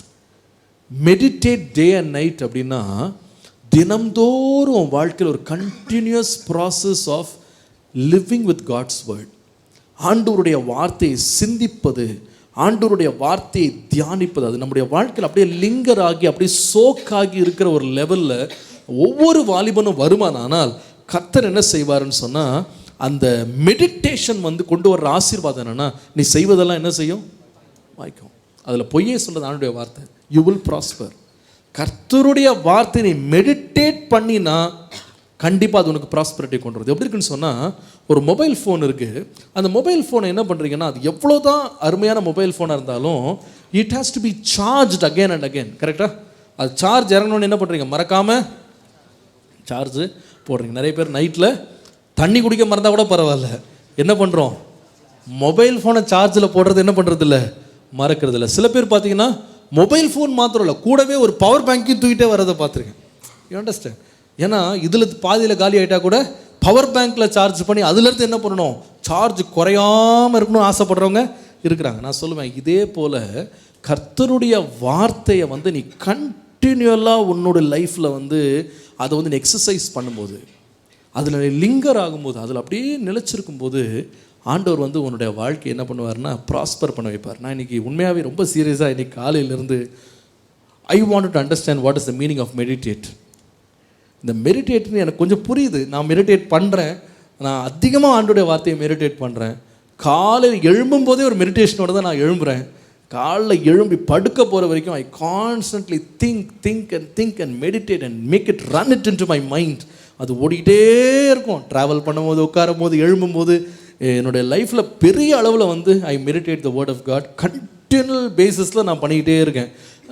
ஆனால் இன்றைக்கி நான் உண்மையாக ரொம்ப சீரியஸாக காலையில் நான் போய் தனியாக உட்காந்து போய் ஜபத்தோட, ஆண்டவரே இந்த யங் பீப்புளுக்கு இந்த மெடிடேஷனை எப்படி ஆண்டவரே நான் விளக்குறது, what does it mean to meditate. நான் அப்படி முதல்ல ஒரு முறை நான் அப்படி சொல்லி கொடுத்தேன். மெடிடேட் அப்படின்னோடனே ஒரு பையன் வந்து என்கிட்ட சொன்னான், ஆனால் நீங்கள் சொல்லி கொடுத்த ரொம்ப நல்லா இருந்துச்சுண்ணே, ஆனால் வந்து நானும் எடுத்துகிட்டு போய்ட்டு பைபிள் எடுத்துகிட்டு போய் தனியாக 3 வருஷம் வாசித்துட்டு மெடிடேட் பண்ண ஆரம்பித்தா 5 நிமிஷத்தில் எங்கேயோ போயிட்டேன். நான் எங்கே போனேன்னு எனக்கே தெரில. அது பாட்டுக்கு என் தாட்ஸ் எங்கேயோ போயிடுச்சு. அதுக்கப்புறமா என்னையே தட்டி நான் எழுப்பி I get to come back and then நம்ம பைபிள் வச்சுட்ருக்கோம், என்னெல்லாம் யோசிச்சுட்டு இருக்கோம் அப்படின்னு சொல்லிட்டு இல்லாத கவலைலாம் என் மனசில் என்ன பண்ணிருச்சு, நிறைச்சிருச்சுன்னு சொல்லி சொன்னான். ஸோ அந்த மனசில் எனக்கு வந்த உடனே ஆண்டவர் இந்த வார்த்தையை கொடுத்த உடனே I ask Lord please help me to make it very simple. ப்ராக்டிக்கலாக நம்முடைய யங் பீப்புள் வந்து மெடிடேட் அப்படின்ற வார்த்தையை புரிஞ்சுக்கிறதுக்கு என்ன வழி அப்படின்னு ஆண்டவர்கிட்ட ஜெபம் பண்ணும்போது, அவுட் ஆஃப் த ப்ளூ இந்த MEDITATE அப்படின்ற ஒவ்வொரு எழுத்துக்கும் ஒரு அர்த்தத்தை ஆண்டவர் எனக்கு காமிச்சு கொடுத்தார். So I'm gonna say that. So you can keep it as your life journal மாதிரி. மெடிடேட்டிங் காட்ஸ் வேர்ட் அப்படின்றத எப்படி நீ புரிஞ்சு கொள்ளலாம் அப்படின்றத 8 எழுத்துக்களில் உள்ள 8 வார்த்தைகளுக்கு ஒரு அர்த்தத்தை நான் உங்களுக்கு சொல்ல போகிறேன். இது உங்களுக்கு ஒரு பிளெஸ்ஸிங்காக இருக்கும். நம்பர் 1, ஒரு வேத வசனத்தை எடுத்த பிறகு அதை மெடிடேட் பண்ணுங்க அப்படின்னு யாராவது சொன்னாங்கன்னா, how to understand meditation, how to practice that அப்படின்னா, Number one, M stands for what does this passage mean? இந்த வேத பகுதி எதை சொல்லுகிறது அல்லது என்ன அர்த்தம் உள்ளதா இருக்கிறது? What does this passage mean? M is for mean. In other words, meaning. இந்த பேசேஜோட மீனிங் என்ன? அதை நான் புரிஞ்சுக்கிட்டேனா, அதை நம்ம போய் என்ன பண்ணுறது? புரியலைன்னா என்ன செய்யணும்? புரியலைன்னா என்னப்பா பண்ணணும்? திரும்ப திரும்ப படிக்கணும். சரி, இப்போ சாம்ஸ் 1:1 எடுத்துக்கலாம். துன்மார்க்கருடைய ஆலோசனையின்படி நடவாமலும் பாவிகளுடைய வழியிலே நில்லாமலும். இந்த தமிழ்லாம் நம்மளுக்கு ஓரளவுக்கு புரியுதுன்னு நினைக்கிறேன்ல. புரியுதா? பரியாசக்காரர் அப்படின்னா யாரு? கொஞ்சம் பேருக்கு புரியுது, கொஞ்சம் பேருக்கு என்ன பண்ணல, புரியலை. சில பேர் இங்கிலீஷ் பைபிள் தூக்கிட்டு வந்துடும், ஆனால் அதில் பாதி நமக்கு என்ன பண்ணாது, புரியாது. ஸ்கான்ஃபுல்னா என்ன? ஸ்கான்னா கான் தான் நம்ம கேள்விப்பட்டிருக்கோம். ஒன்று ஸ்கான்ன்றாங்களே என்ன? ஆனால் நம்ம என்ன பண்ண மாட்டோம்னா, we really don't understand those words. You understand? சின்னர்னா நமக்கு புரியும் இல்லை? நாமளே ஒரு சின்னர்னு முதல்ல கண்டுபிடிச்சிருவோம். See, we understand சின்னர்ல. இந்த மாதிரி வார்த்தை பாதி பாதி புரியும். ஸ்கான்ஃபுல்னா ஏதோ எழுதிருக்காங்க, நல்லா தான் எழுதிருப்பாங்க, தப்பாக எழுதிருக்க மாட்டாங்க, ஸ்பெல்லிங் மிஸ்டேக்லாம் இருக்காது அப்படின்னு சொல்லி நம்ம என்ன பண்ணுவோம்னா, we just go on and we keep just rushing through those passages. அது அப்படியே பாஸ் போயிட்டே இருப்பது, we don't understand. So the first step of meditation என்னன்னு சொன்னா, what is the meaning of this? Basic meaning என்ன? இதோட பேசிக் மீனிங் என்ன? அதை நான் என்ன பண்ணணும்? நான் முதல்ல புரிஞ்சுக்கணும். மெடிடேஷனுடைய ஃபர்ஸ்ட் ஸ்டெப் என்னன்னா, பைபிளை திறந்துட்டு மெடிடேட் அப்படி கண்ணை மூட்டு அப்படியே தியானம் பண்ணுறது இல்லை. It's about taking you to the first step, which is what is the meaning of this, what is this talking about. ஏதாவது ஒரு வார்த்தை புரியலன்னா பேசிக்காக என்ன பண்ணால் ஒரு டிக்ஷனரியாக திறந்து பார்க்கணும். You understand? ஒரு வார்த்தை புரியலன்னா ஒரு அர்த்தம் என்ன? சும்மா இங்கிலீஷ் பைபிள் ஸ்டைலில் தூக்கிட்டு வந்தால் பார்த்தாது. You have to know what is there, அந்த வார்த்தையினுடைய அர்த்தம் என்ன, பேசிக்கலாக இதோட அர்த்தம் என்ன. ஒருவேளை உனக்கு இங்கிலீஷில் உனக்கு உடனே புரியலன்னா பக்கத்தில் ஒரு தமிழ் பைபிள் வச்சோ அல்லது யாராவது தமிழில் வாசிக்க சொல்லி, இது என்ன, வாட் இஸ் த மீனிங், இது எப்படி சொல்லியிருக்கு இங்கிலீஷில், என்ன அர்த்தம் அப்படின்னு புரிஞ்சுக்கிறதுக்கு பாரு. அதான் மெடிடேஷனுடைய first step. You understand? What does it mean? நான் கடைசியில் முடிய போய் கேட்பேன். M is for meaning. Okay, மீனிங்கை கண்டுபிடிக்கிறது. நம்பர் 2, ரெண்டாவது மெடிடேஷனுடைய ரெண்டாவது வார்த்தைக்கு வந்து நான் ஒரு காரியம் கண்டுபிடிச்சேன், விச் ஐ ப்ராக்டிஸ். இது நான் என் லைஃப்பில் ப்ராக்டிஸ் பண்ணுறேன், அதனால் உங்களுக்கு அப்படியே நான் எடுத்து வந்து வைக்கிறேன்.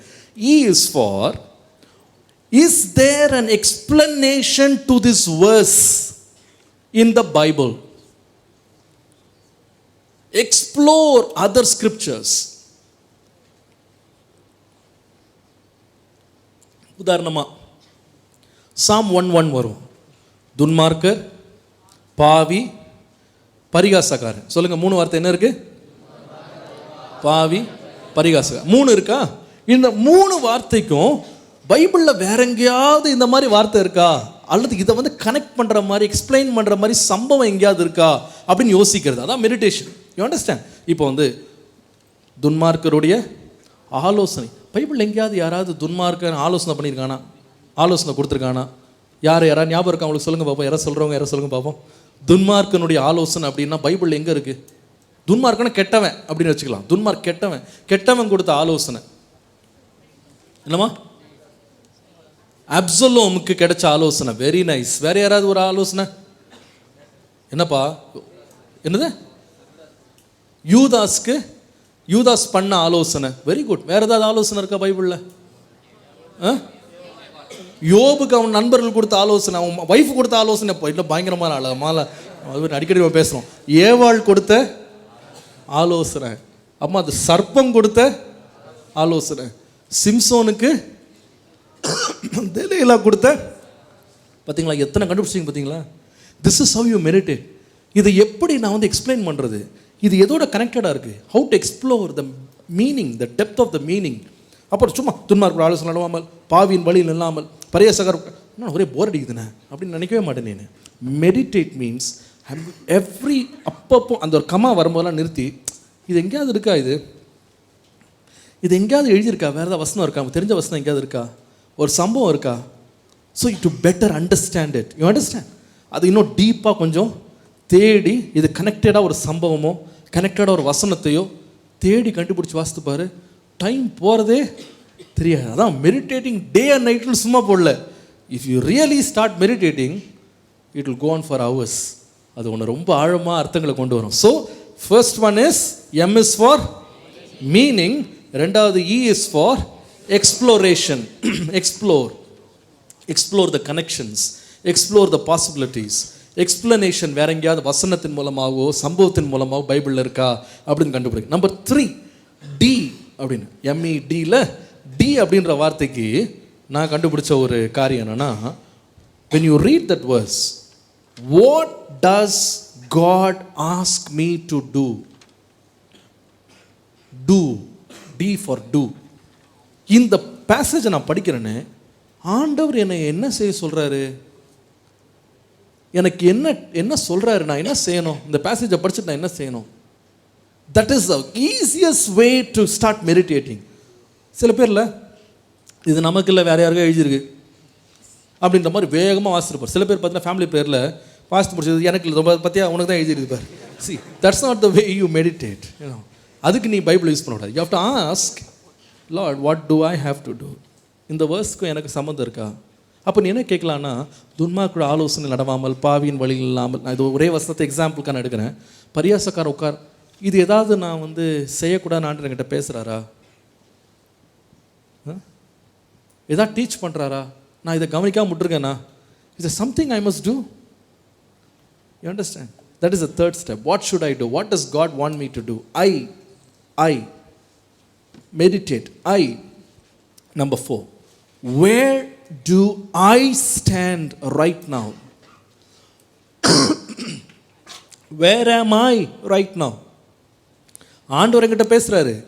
ஆனால் அந்த வசனத்துக்கு முன்னாடி நிற்கும் போது நான் இங்கே இருக்கேன். துன்மார்க்கரோட ஆலோசனை நடக்கிறேன்னா, பாவியின் வழியில் நிற்கிறேன்னா, பரியாசக்காரன் உட்காரும் இடத்துல உட்கார்றேனா? Where do I stand? நான் எங்கே நிற்கிறேன்? Where do I stand? That's number 4. Meditation number 4. I.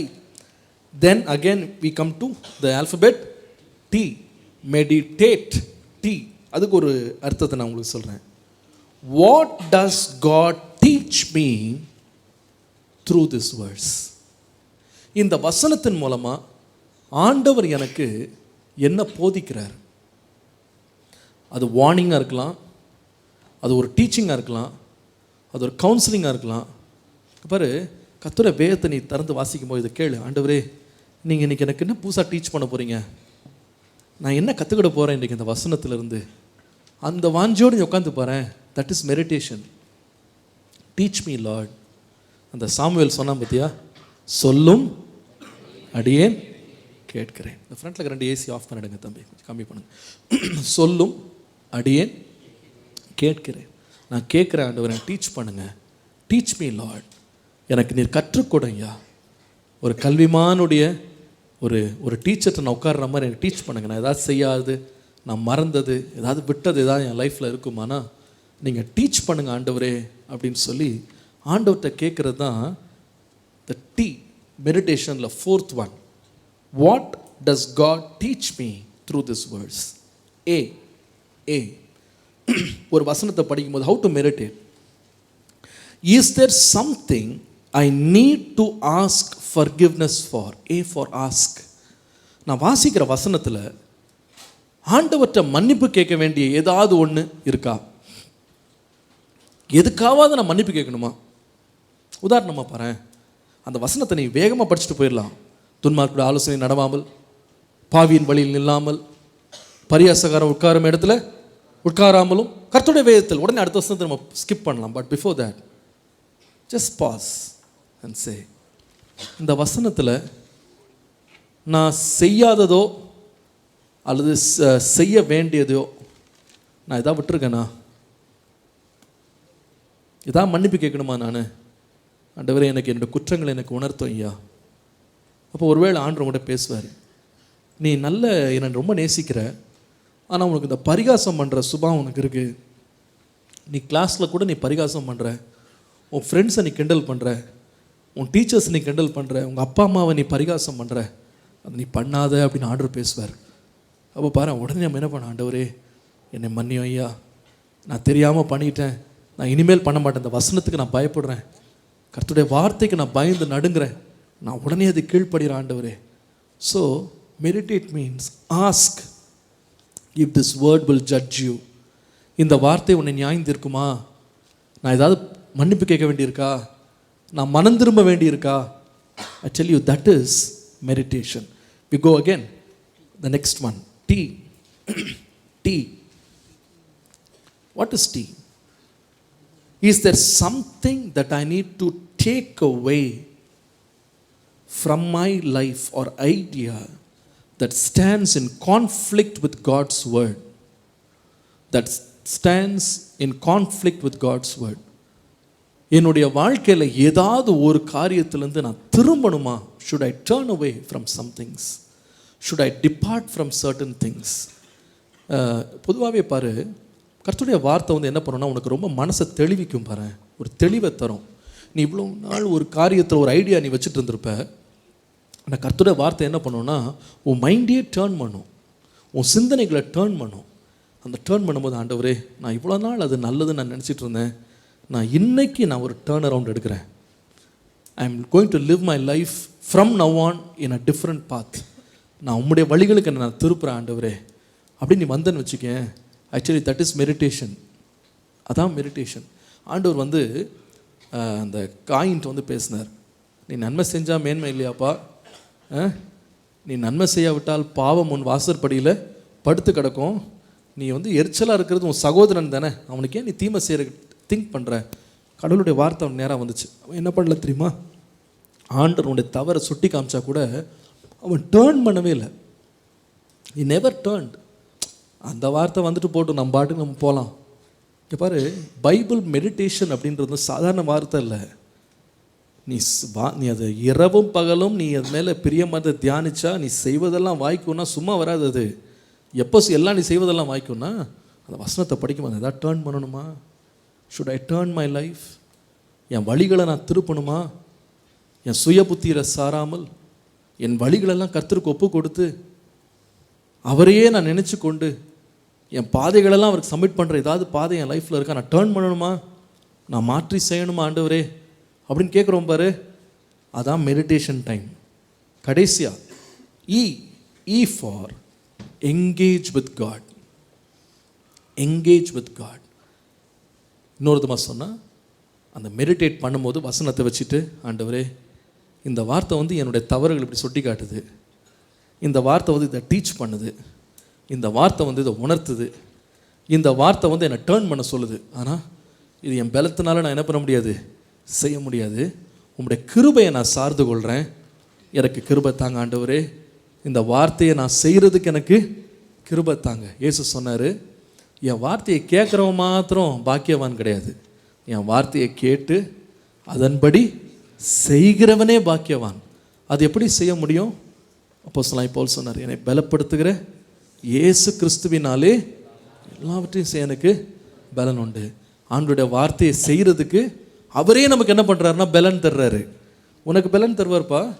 நீ எவ்ரிடே மெடிடேஷன் அப்படின்றத உன் லைஃப்பில் ப்ராக்டிஸ் பண்ணி பாரு. 8 காரியம் சொன்னேன், பார்க்காம சொல்லுங்கள் பாப்பா, எத்தனை பேர் சொல்கிறீங்க பார்க்கலாம். M is for what is the meaning? இன்னிலேருந்து தேடுவியாப்பா? தேடுவியா தம்பி? பைபிள் படிக்கும்போது நீ இன்னைக்கு 10 சாப்டர் வாசித்தேன், நீ சாதனை கின்னஸ்லாம் ஒன்றும் படிக்க வேணாம். Don't go for Guinness records. நிறைய பேர் இன்னைக்கு 10 சாப்டர் வாசித்துட்டேன், 20 சாப்டர் வாசித்தேன், ஏதாவது விளங்குச்சா? ஒன்றும் விளங்கலை. there is no use. There is no use. Understand the meaning of what you read. ஒருவேளை இன்றைக்கி நீ 5 வசனம் தான் படிச்சிருக்கலாம், 5 verses தான் படிச்சிருக்கலாம். ஆமாம், அண்ணன் சொல்லிட்டார் 5 verse தான் படிக்க சொன்னார், நான் நீ 5 தான் படி. See, don't take it as a loophole. All I'm saying is, stay there and find out the meaning of what you are reading. நான் எதை படிச்சுட்ருக்கேன், நான் என்ன வாசித்துட்ருக்கேன். வாசித்து முடிச்சோன்னு யாராவது தெரியும் என்ன வாசித்த அப்படின்னு கேட்டால், ஏதோ வாசித்தோம், அதெல்லாம் எதுக்கு இப்போ கேட்குறீங்க அப்படி சொல்லக்கூடாது. யூ மஸ்ட் சே, நான் ஒரு பேசேஜ் வாசித்தேன், அதில் அந்த ஒரு வசனம் சூப்பராக இருந்துச்சு, எனக்கு ரொம்ப பிடிச்சிருந்துச்சு, எனக்கு அந்த meaning it just touched my heart. நான் கொஞ்சம் பொறுமையாக திரும்ப விளங்கலன்னு திரும்ப வாசித்தானா அப்படியே எனக்கு அதுலேருந்து லைட் வர மாதிரி இருந்துச்சு. அப்படியே எனக்கு it really made me shine. ரொம்ப சூப்பராக இருந்துச்சு. நான் நிறைய விளங்கிக்கிட்டேன், நான் விளங்காததெல்லாம் விளங்கிக்கிட்டேன் அப்படி நீ சொல்லணும். Meaning E for explore. இன்னையிலேருந்து நீ பைபிள் வசனம் படிக்கும்போது ஒரு வசனம் வாசித்திட்டியா, ஒரு 3 verses ஒரு பேசேஜாக இருக்கும். இப்போ நிறைய மாடர்ன் பைபிள்ஸ்லாம் பார்த்தீங்கன்னா வேர்ஸாக இருக்காது, ஒன்றுக்கு ஒரு டைட்டில் கொடுத்துருப்பாங்க, ஒரு டாபிக் போட்டு ஒரு பேராகிராஃப் மாதிரி போட்டிருப்பாங்க. Which means that is one concept, one idea. அந்த பேரா வாசித்து முடித்தோடனே இந்த பேராவில் இருக்கிற சத்தியங்கள் வேற எங்கேயாவது பைபிளில் இருக்கா அப்படி கனெக்ட் பண்ணி பாரு. Wow, it will really make it interesting. சிலதெல்லாம் உனக்கு ரொம்ப நல்லா தெரிஞ்சிருக்கும் பாரு. உனக்கு தெரியும் ஜெனிசிஸ் தான் இந்த ஏப்ரஹாம், ஐசக்கு, ஜேக்கப்லாம் எங்கேயும் போகல, எல்லாம் எங்கே தான் எங்கேம்மா இருந்தாங்க, எந்த புக்கில் இருக்காங்க, அதான் சொல்ல வரேன். எல்லாம் ஜெனிசிஸில் இருக்காங்க.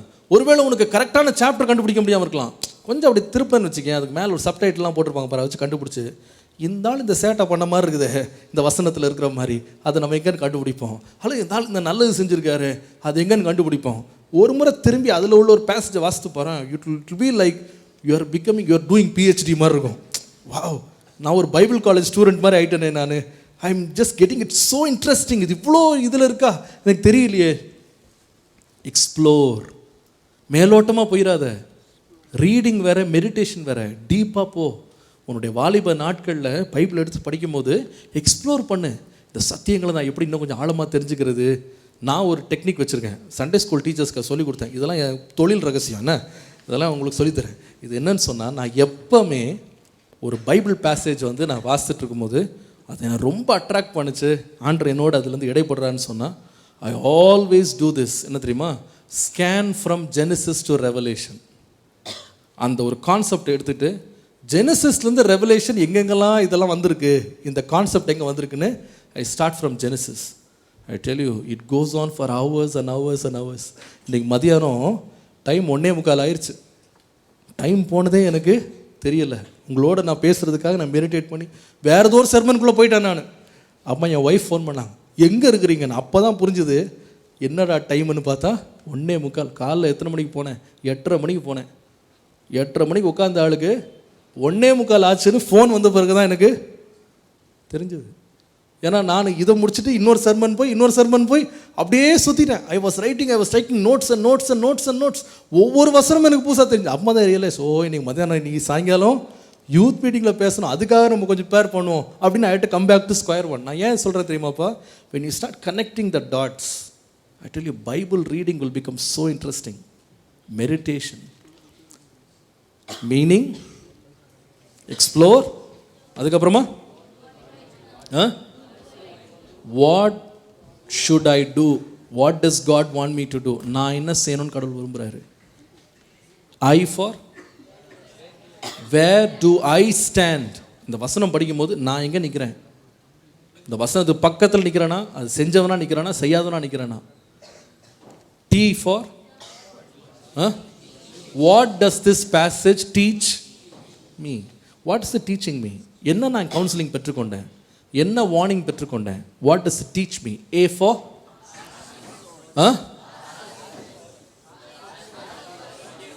ask for, is there anything I should ask for forgiveness for. நான் ஏதாவது ஒன்றுக்கு நான் அது மன்னிப்பு கேட்கணுமா, அந்த கேளுப்பா. I tell you, it will speak to you. நான் ஏதாவது ஒன்று மன்னிப்பு கேட்கணுமா, இந்த வசனம் படித்து முடிச்சிட்டேன், இது ஏதாவது என்கிட்ட இருக்கா. should I ask sorry for any of these things. Okay.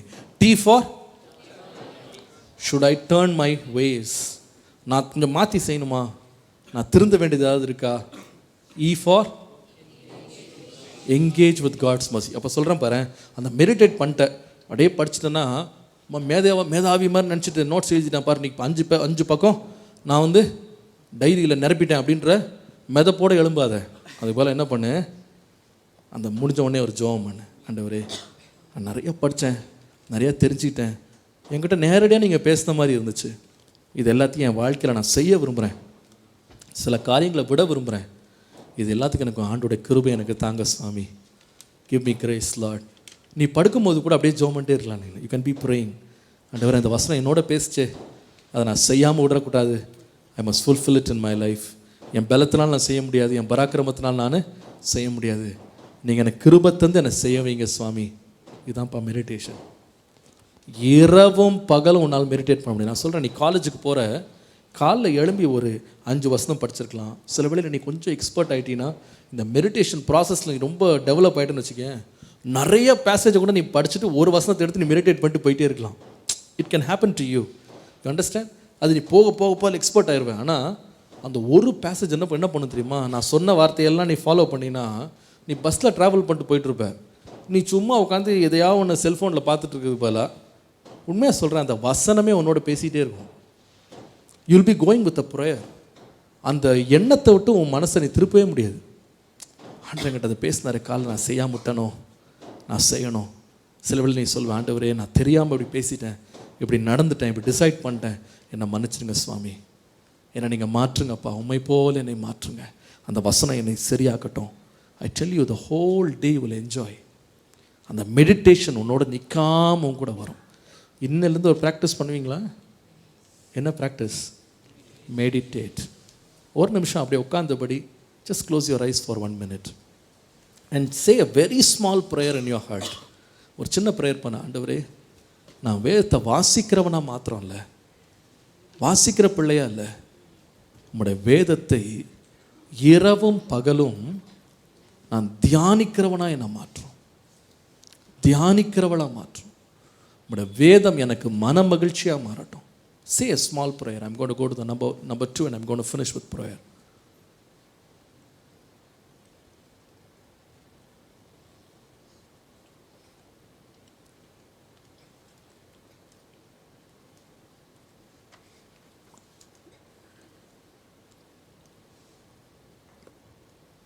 What does it mean? Explore other scriptures. What do I do now? Where am I? What is God teaching me through this? Should I ask sorry for something? Should I turn away from falsehood? I need to engage with God's grace. எனக்கு கிருபை தார ஆண்டவரே. Praise the Lord. சரி, first one, ஆண்டவருடைய prosperity நம்ம மேலே இருக்கணும்னா, இந்த வேதம் கொடுக்குற ப்ராஸ்பரிட்டி நம்ம மேலே இருக்கணும்னா, முதலாவது என்ன செய்யணும்னு சொன்னேன்? Meditate or feed on the word of God. Feed on the word of God. ரெண்டாவது ஒரு காரியத்தை சொல்லி நான் முடிக்க போகிறேன். ஆண்டவர் இந்த வேதத்தில் கொடுக்குற ரெண்டாவது பெரிய ஆசீர்வாதம் என்னன்னு சொன்னால், யோவான் 16:33, 16:33 அந்த இடத்துல அழகாக ஆண்டோட வசனம் சொல்லுகிறது, இவைகளை எல்லாம் நான் எதற்காக சொன்னேன்னு சொன்னால், என்னிடத்தில் உங்களுக்கு சமாதானம் உண்டாயிருக்கும் பொருட்டு இவைகளை உங்களுக்கு சொன்னேன்.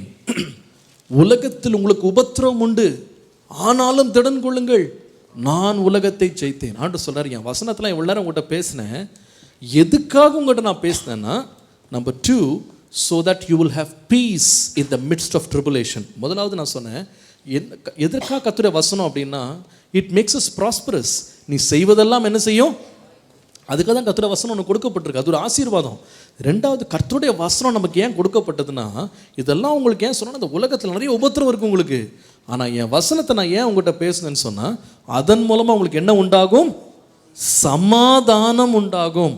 உங்களுக்கு சமாதானம் உண்டாகணுன்றதுக்காக தான் இவ்வளோ நேரம் நான் உங்கள்கிட்ட பேசினேன். அப்போ கர்த்தருடைய வசனம் நமக்கு என்ன செய்யுது?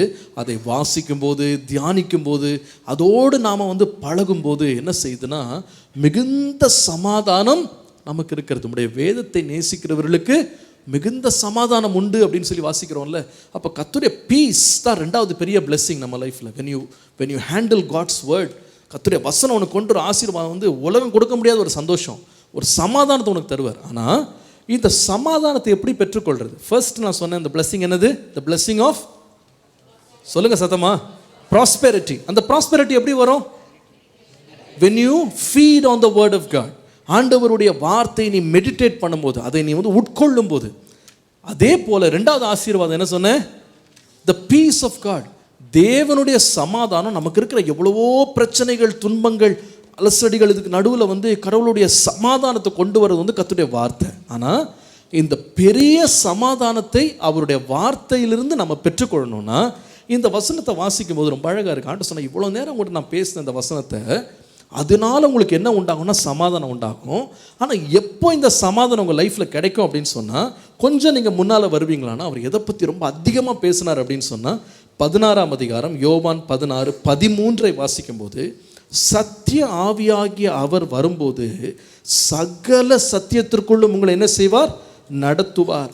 அவர் தம்முடைய சுயமாய் பேசாமல் தாம் கேள்விப்பட்டவைகள் யாவையும் சொல்லி வரப்போகிற காரியங்களை உங்களுக்கு அறிவிப்பார். அப்போ ரெண்டாவது ரொம்ப முக்கியமானது என்ன தெரியுமாமா? செகண்ட் பிளெஸிங் நீ ஆண்டுடைய வார்த்தை எழுத நீ பெறணும்னு சொன்னால், ஃபர்ஸ்ட் பிளெஸிங் ஆஃப் ப்ராஸ்பெரிட்டி வந்து கம்ஸ் த்ரூ மெடிடேஷன். நீ வந்து எல்லாமே வாய்க்கணும்னா நீ மெடிடேட் பண்ண, உனக்கு வாய்க்கும். ரெண்டாவது ஆசீர்வாதம் சமாதானம். உங்களுக்கு இருதயம் கலங்காமல் இருக்கும்படி சமாதானம், அது கர்த்தருடைய வார்த்தை கொடுக்குது. எப்படி கொடுக்கும்னு சொன்னால், பரிசுத்த ஆவியானவர் அதை கொண்டு வருவார். So number 2, it is by the anointing of the Holy Spirit. கர்த்தருடைய வார்த்தையை மாத்திரம் நீ வாஸ்தா மாத்திரம் போதாது, உனக்கு தேவை வந்து அந்த வசனத்தை எழுதிய பரிசுத்த ஆவியானவருடைய அபிஷேகம் உன் மேலே இருக்குமானால், அந்த வசனம் கொண்டு வருகிற சமாதானம் என்ன செய்யும்னா உன் வாழ்க்கையை நிரப்பும் என்பதில் சந்தேகமே இல்லை. 2 தீமோத்தேயு 3:16-17 வாசித்தா, வேத வாக்கியங்கள் எல்லாம் தேவ ஆவியினால் அருளப்பட்டிருக்கிறது. தேவனுடைய மனுஷன் தேறினவனாயும் எந்த நற்கிரியும் செய்ய தகுதி உள்ளவனாய் இருக்கும்படி அவைகள் உபதேசத்துக்காக, கடிந்து கொள்ளுதலுக்காக, சீர்திருத்தலுக்காக, நீதியை படிப்பிக்கிறதுக்கு பிரயோஜனம் உள்ளதாக இருக்குது. அப்போது இது எல்லாம் இந்த ஹோல் புக்கை யார் எழுதினாவா? யாருடைய இன்ஸ்பிரேஷனில் எழுதினாங்க?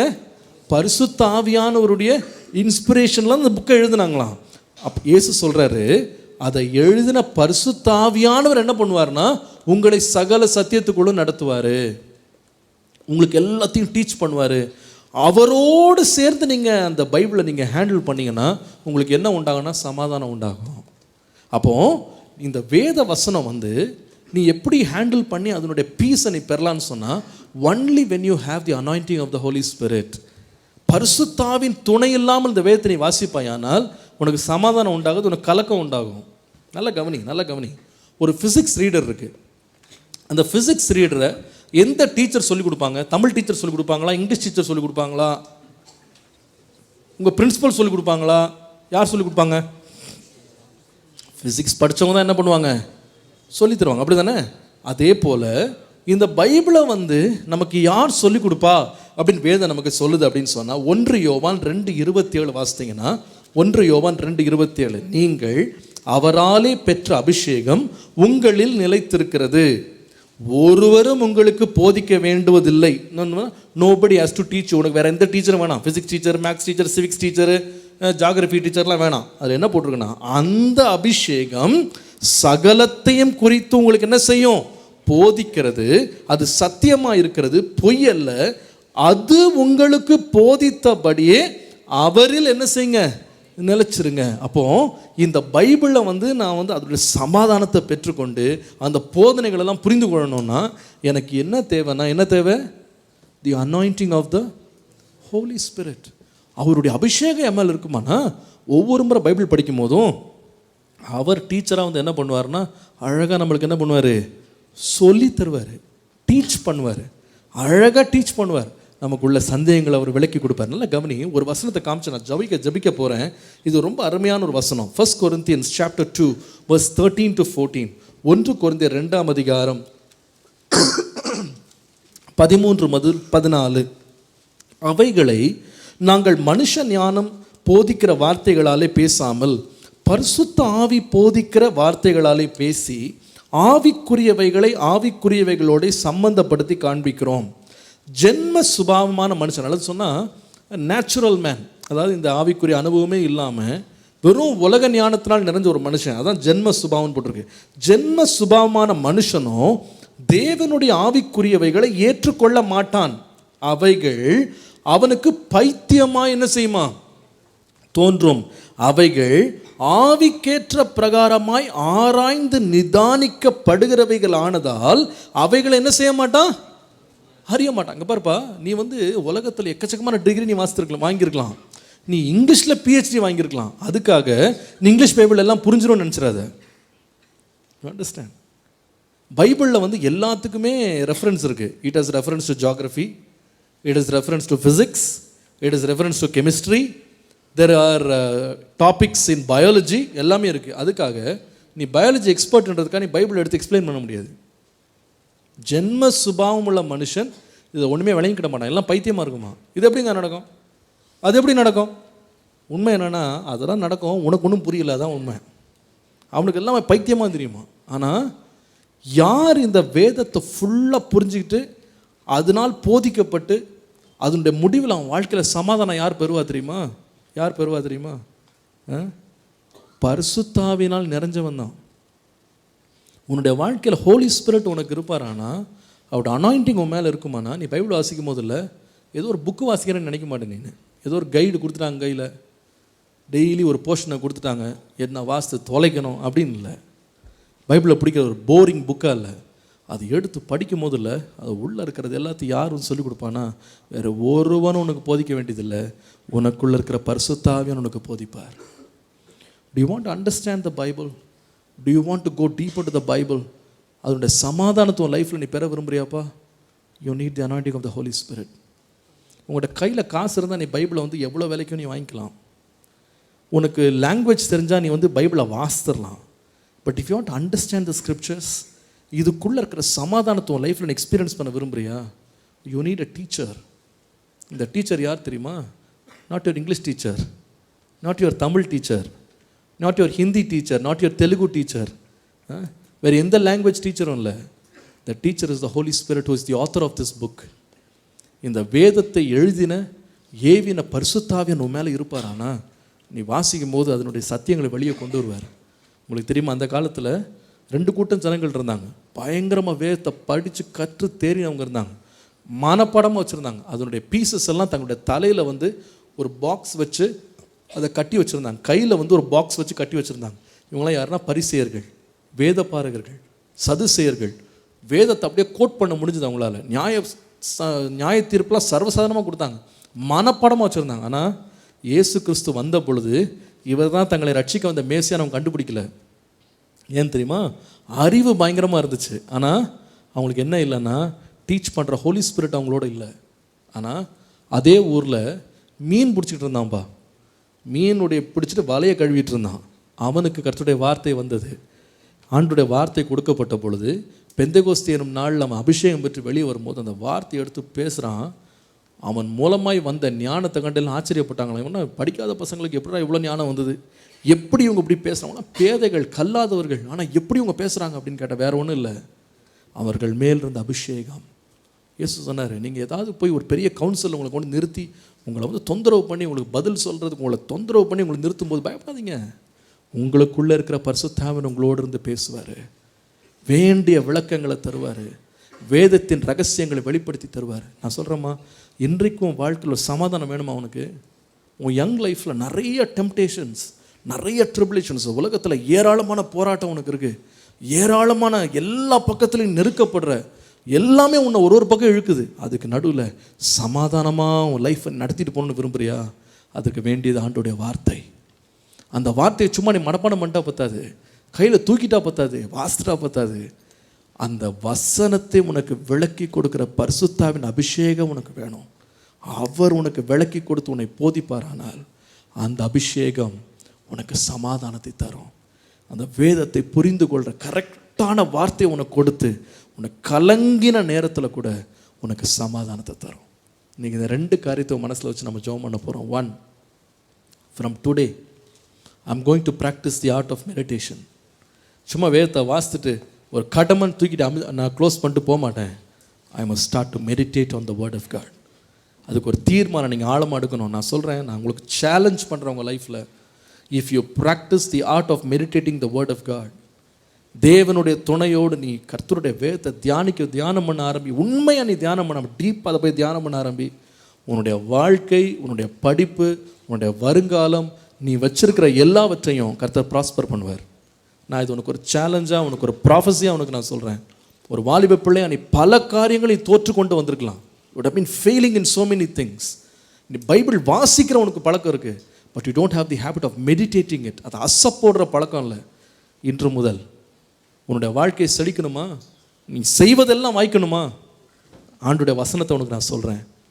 நீ தேவனுடைய வசனத்தை நீ தியானம் பண்ண, கர்த்தர் உன்னை வாழ வைப்பார். அல்லேலூயா. ரெண்டாவது, உன் வாழ்க்கையில் சமாதானம் வேணுமாப்பா? இன்றைக்கி ராத்திரி வந்து நீ சமாதானம் நீ வந்திருக்கலாம். கர்த்தருடைய வார்த்தை உனக்கு சமாதானத்தை தரும். இந்த வார்த்தைகளெல்லாம் உங்களுக்கு நான் சொன்னேன், உங்கள் சமாதானம் பெருகும்படி.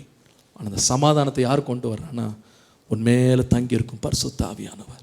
எழும்பி நிற்கலாமா? நம்ம ஜெபம் பண்ண போகிறோம் இன்றைக்கு மாலையில். இந்த 2 காரியங்களை ஆண்டோடைய சமூகத்தில் நம்ம கேட்க போகிறோம்.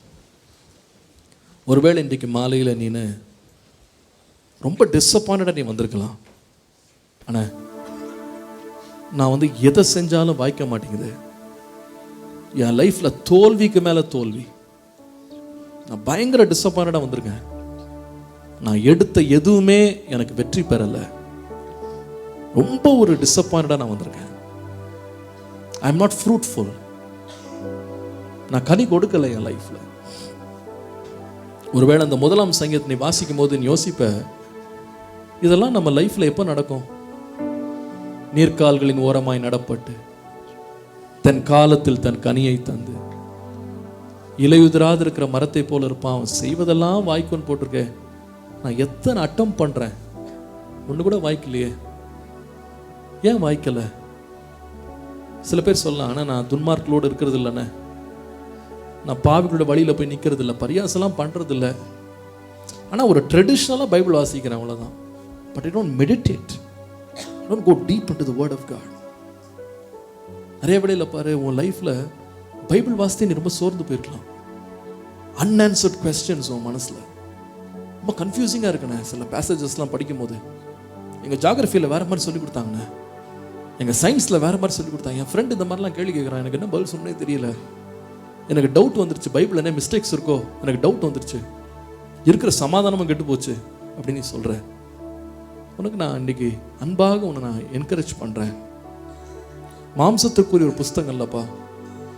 ஜென்ம சுபாவம் உள்ள மனுஷன் அதை புரிஞ்சுக்கிட மாட்டான். ஆனால் நீ ஆண்டவர் கேட்கணும், ஆண்டவரே இது ஒரு ஆவிக்குரிய ஒரு புஸ்தகம், இது புரிஞ்சு கொள்றதுக்கு முடிய ஆவியின் அபிஷேகத்தை எனக்கு தாங்க. உண்மை எத்தனை பேர் இன்றைக்கி என் லைஃப்பை நான் சமாதானமாக நான் வாழணும், ஒரு பீஸ்ஃபுல் லைஃப் எனக்கு வேணும் அப்படின்றவங்க, உங்களுடைய வேதத்திலிருந்து தான் எனக்கு சமாதானம். அந்த வேதத்தை புரிந்து கொள்றதுக்கு, அதை நான் தெரிந்து கொள்றதுக்கு உங்களுடைய அபிஷேகத்தை எனக்கு தாங்க ஆண்டவரே. தம்பி, எவ்வளோ பெரிய பெரிய பணக்காரன், வாழ்க்கையில் எவ்வளவோ உன்னதத்தில் பெரிய பெரிய வேலையில் இருக்கவன், சமாதானம் இல்லாமல் ரைத்தில் தூக்கம் இல்லாமல் இருக்கான். ஆனால் அவன் வாழ்க்கை அப்படி இருக்கக்கூடாது. You should go to your bed in peace. You should rise up in peace. You should live in peace. உன் வாழ்க்கை ஒரு சமாதானத்தோடு இருக்கணும்ப்பா. அது எங்கேருந்து வருது? கர்த்தருடைய வேதத்தில் இருந்து. யாருக்கு சமாதானம்? பரிசுத்த ஆவியினால் நீ நிறைந்து இந்த வேத வசனங்களை உன் வாழ்க்கையில் நீ புரிந்து கொண்டு போதிக்கப்பட்டு அதில் நிலைச்சிருந்து பாரு, உன் வாழ்க்கையில் சமாதானம் பெருகும். இன்றைக்கு எத்தனை பேர் இன்றைக்கு ராத்திரி ஆண்டு என்னோட பேசினாருன்னு, நான் ஒரு பெரிய டிஃப்ரெண்ட்டாக நான் எதிர்பார்த்து வந்தேன். பட் இன்னைக்கு நான் இது வரைக்கும் என் வாழ்க்கையில் நான் கேட்காத ஒரு வார்த்தையை நான் கேட்டேன். It is true. என் லைஃப்பில் இந்த ரெண்டுமே என்கிட்ட இல்லை. I am not prospering. Number 2, I am not at piece. நான் செழிப்படையவும் இல்லை, எனக்கு சமாதானமும் இல்லை. ஆனால் நான் சொல்லுவேன், செழிப்பு, சமாதானம், ஜீவன், சுகம், பலன், ஆரோக்கியம், ஐஸ்வர்யம், இன்னும் எண்ணிக்கடங்காத ஆசீர்வாதங்களை ஆண்டவர் அந்த பைபிளில் வச்சிருக்காரு. இன்னைக்கு நம்ம 2 தான் படித்தோம். ஆனால் just follow this 2 things for the start. நீ 2 காரியங்களை இன்னைக்கு நீ தொடங்க ஆரம்பிய. Meditate, be anointed with the Holy Spirit, seek the help of the Holy Spirit and your life will flourish. கண்களை மூடுவோமா? உனக்கா நான் ஜெபிக்க போகிறேன் இன்றைக்கு மாலையில். நீ உன் வாயை திறந்து ஆண்டவர்கிட்ட சொல்லு, ஏசப்பா, இன்று முதல் உம்முடைய வேதத்தை தியானிக்கிற ஒரு பழக்கத்தை எனக்கு தாரும். இன்னைக்கு இதுவரைக்கும் அண்ணே நான் பைபிள் வாசிக்கிறது கிடையாது, அந்த பழக்கம் எனக்கு இல்லை. நான் அந்த பைபிளை நான் டிஸ்பைஸ் பண்ணியிருக்கேன். எனக்கு பைபிளே என்னன்னு தெரியாது. சில பிள்ளைங்க வந்திருக்கீங்க, புதுசாக வந்திருக்கீங்க, எனக்கு தெரியாதுண்ணே, ஆனால் இவ்வளோ அதில் பிளெஸ்ஸிங் இருக்குன்னு எனக்கு தெரியாது. நான் இன்று முதல் நான் பைபிளை என் கையில் எடுக்கிறதுக்கு நான் தீர்மானம் எடுக்கிறேன். சும்மா அது ஒரு ரிலீஜியஸ் புக்காக சர்ச்சுக்கு வந்தோடனே பைபிள் எங்கேருந்தாவது பார்த்து தூக்கிட்டு வர்றதில்லை. சும்மா பேருக்குன்னு நான் ஒரு வசனம் சர்ச்சில் சொன்னோடனே திறந்து பார்க்குற மாதிரி பார்த்துட்டு பாதி வாசித்து பாதி வாசிக்காமல் போகிற ஒரு அரைகுறை வாழ்க்கை எனக்கு கிடையாது. இன்னையிலிருந்து நான் சொல்கிறேன் தம்பி, என் லைஃப் அந்த பைபிள் மாற்றுச்சு. என் வாழ்க்கை ஒரு வெறுமையாக இருந்த வாழ்க்கை, பலன் இல்லாத வாழ்க்கை. இந்த வேத வசனத்தை நான் தியானிக்க ஆரம்பித்த பிறகு கர்த்தர் ஆசீர்வதித்து என்னை வாலாக்காமல் தலையாக்கி இருக்கிறார், கீழாக்காமல் மேலாக்கியிருக்க. எனக்கெல்லாம் பெரிய எக்ஸப்ஷனல் டேலண்ட்லாம் ஒன்றுமே கிடையாது. எந்த இங்கிலீஷில் நான் கஷ்டப்பட்டனோ அதே இங்கிலீஷ் ஆண்டவருக்கு ஃப்ளூவெண்ட்டாக மாற்றி கொடுத்துருக்காரு. அதுவே என்னோட ஸ்ட்ரென்த்தாக மாற்றிருக்காரு. நிறைய இங்கிலீஷ் படித்ததுனால இல்லை, because I meditated on the word of God night and day. I do it now. I do it today. I tell you, that's the secret of your life. It will change you. It will transform you. It will transform your life, your student life, your work, your career, your business, whatever it is. It will transform. It's a powerful weapon of God. It's full of treasure. இன்றையிலிருந்து ஆண்டவரே நான் வேத வசனத்தை தியானிக்கிறேன்னு சொல்கிறவங்க, அல்லது இன்று முதல் இது வரைக்கும் நான் பைபிளை தொட்டதில்லை, அது ரொம்ப டிஸ்பைஸ் பண்ணிங்க. அப்பா அம்மா நிறைய பேர் சொல்லுவாங்க, நான் தொட்டதில்லை, அதை நான் ஒதுக்கி வச்சுருக்கேன். இன்று முதல் இன்னைக்கு நைட்லேருந்து நான் வீட்டுக்கு போனதுலேருந்து என் செல்ஃபோன்ஸ் எல்லாம் ஆஃப் பண்ணிவிட்டு தேவையில்லாமல் என் டைமை நான் வேஸ்ட் பண்ணாமல் I'm going to start reading and meditating the word of God from today. என் வாழ்க்கையில் ஆண்டவருடைய ப்ராஸ்பரிட்டிக்கு நான் ஒரு பாத்வே நான் அமைச்சு கொடுக்க போகிறேன் அப்படின்னு தீர்மானிக்கிறோம். எல்லாரும் கண்ண முடியுங்க, யாரும் மற்றவங்கள பார்க்காதீங்க, எந்த பிள்ளையும் கண்ண திறக்காது. நான் செய்யாத ஆண்டவருடைய வார்த்தையை நான் படிக்காமல் விட்ட தவறுக்காக நான் மனம் வருந்துறேன். Today I want to tap into God's blessing in my life. கட்டாயத்தின் பேரில் கிடையாது, வேற வழி இல்லாமல் இல்லை. என் வாழ்க்கை எல்லா விதத்திலையும் வாய்க்கும்படி செழிக்கும்படி from today I will meditate on the word of God அப்படின்னு தீர்மானம் எடுக்கிறவங்க வலது கருத்தை உயர்த்து உங்களுக்கு நான் ஜெபம் பண்ணுறேன். ஆண்டவருடைய சமூகத்தில் ஒரு தீர்மானம் எடு. Lord, by your grace I want to make a decision today. From today I will read, I will meditate. Lift your hand. நல்ல கையை உயர்த்தி ஆண்டவர்கிட்ட சொல்லு. உண்மையை நீ செழிக்க விரும்புறியா? அம்மா உன் படிப்புனால செழிக்க முடியாதம்மா, உன் வேலையினாலாம் செழிக்க முடியாது, உன் சாமர்த்தியத்தினால செழிக்க முடியாது. The word of God will make you prosper. The word of God.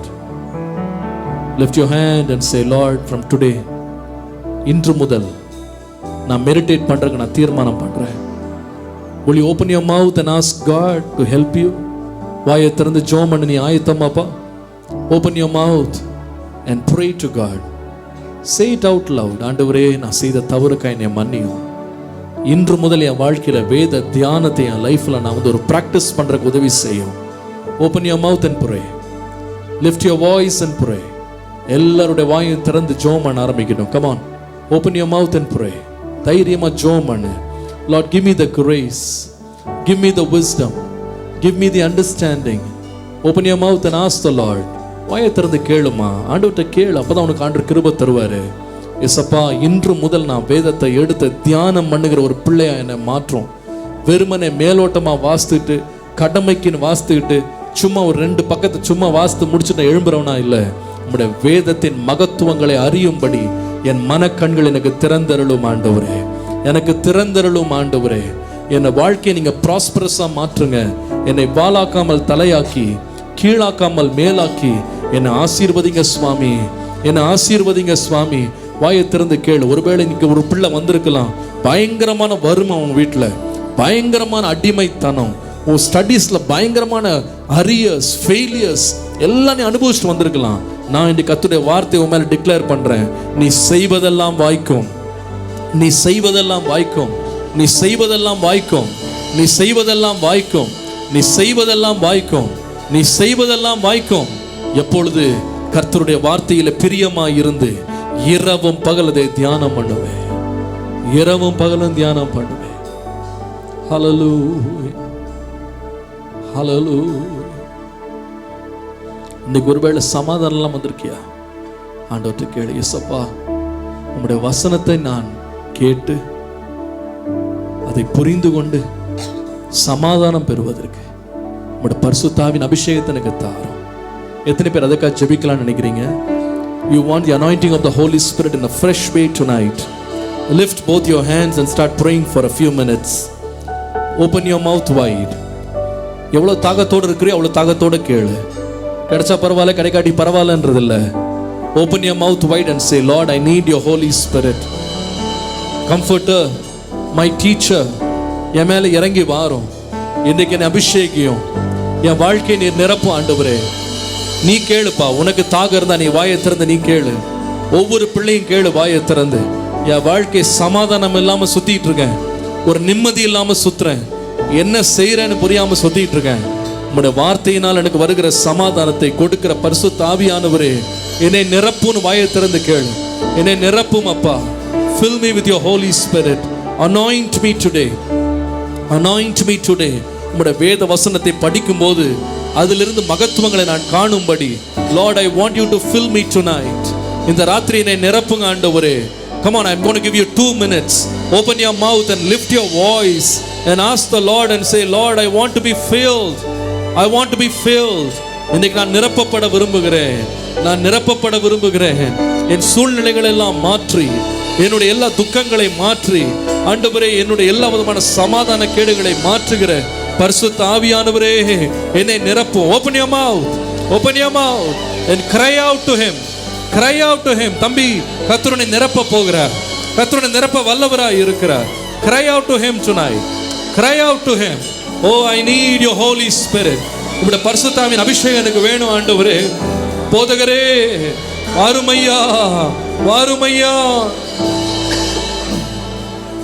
என்னை நிரப்பும், என்னை நிரப்பும்.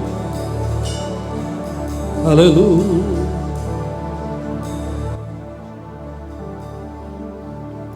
ஆவியானவரே, அன்பின் ஆவியானவரே, இப்போ வாரும், இறங்கி வாரும்,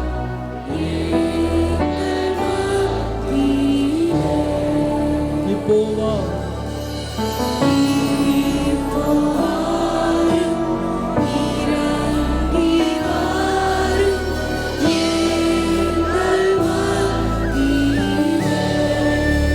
உளையான சேற்று என்று சொல்லுங்க. உளையான தூக்கி எடுத்தவரே,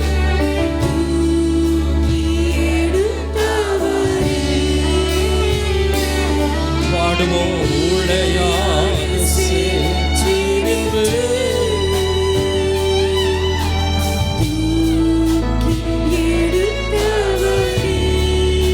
பாவம் கழுவி என்னை தூய்மையாக்கும், பாவம் கழுவி தூய்மையாக்கும். இந்த வேளையிலே பாவம் கழுவி, பாவம் கழுவி தூய்மையாக்கும்.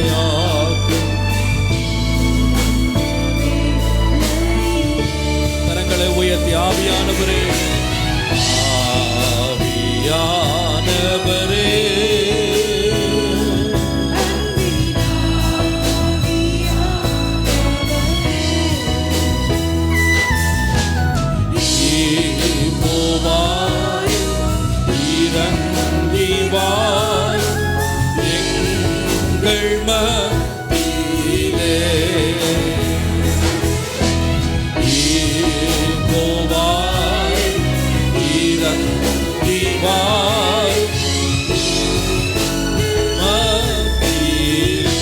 ஆவியானவரே, பாடுவோம்.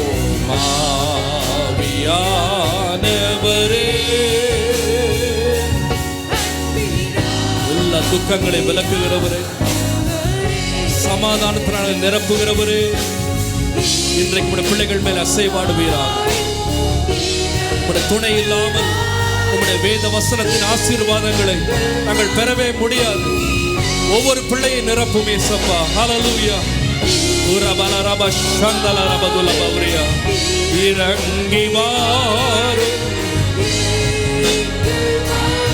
இன்னொரு முறை கடைசியாக தாகத்தோடு கேளுங்க ஆண்டவர்கிட்ட. ஆவியானவரே, உண்மையாய் உள்ளத்தை நிறைவில் ஆண்டவரை பார்த்து சொல்லுங்க, நிரப்பும் ஆண்டவரே. வாரும் எங்கள் மத்தியில் இப்போ வாரும் இயேசுவே. தேவனுடைய ஆவியானவர் உண்மையில் இறங்கி வருகிறார். எல்லா சமாதான கேடுகளை தேவன் விலக்குகிறார். The peace of God is coming upon your life. இப்போ வாரும், இப்போ வாரும். தேவனுடைய மகிமை, தேவனுடைய மகிமை உண்மையில் நிழலிடுகிறது. எல்லா துக்கங்களை அவர் விலக்குகிறார். இப்போ வாரும், இப்போ வாரும், இறங்கி வாரும் எங்கள் மத்தியிலே. இப்போ வாரும், இறங்கி வாரும். ஓரியலரப சங்கலரபதலபதலபதுலபௌரியா. எங்கள் மத்தியிலே.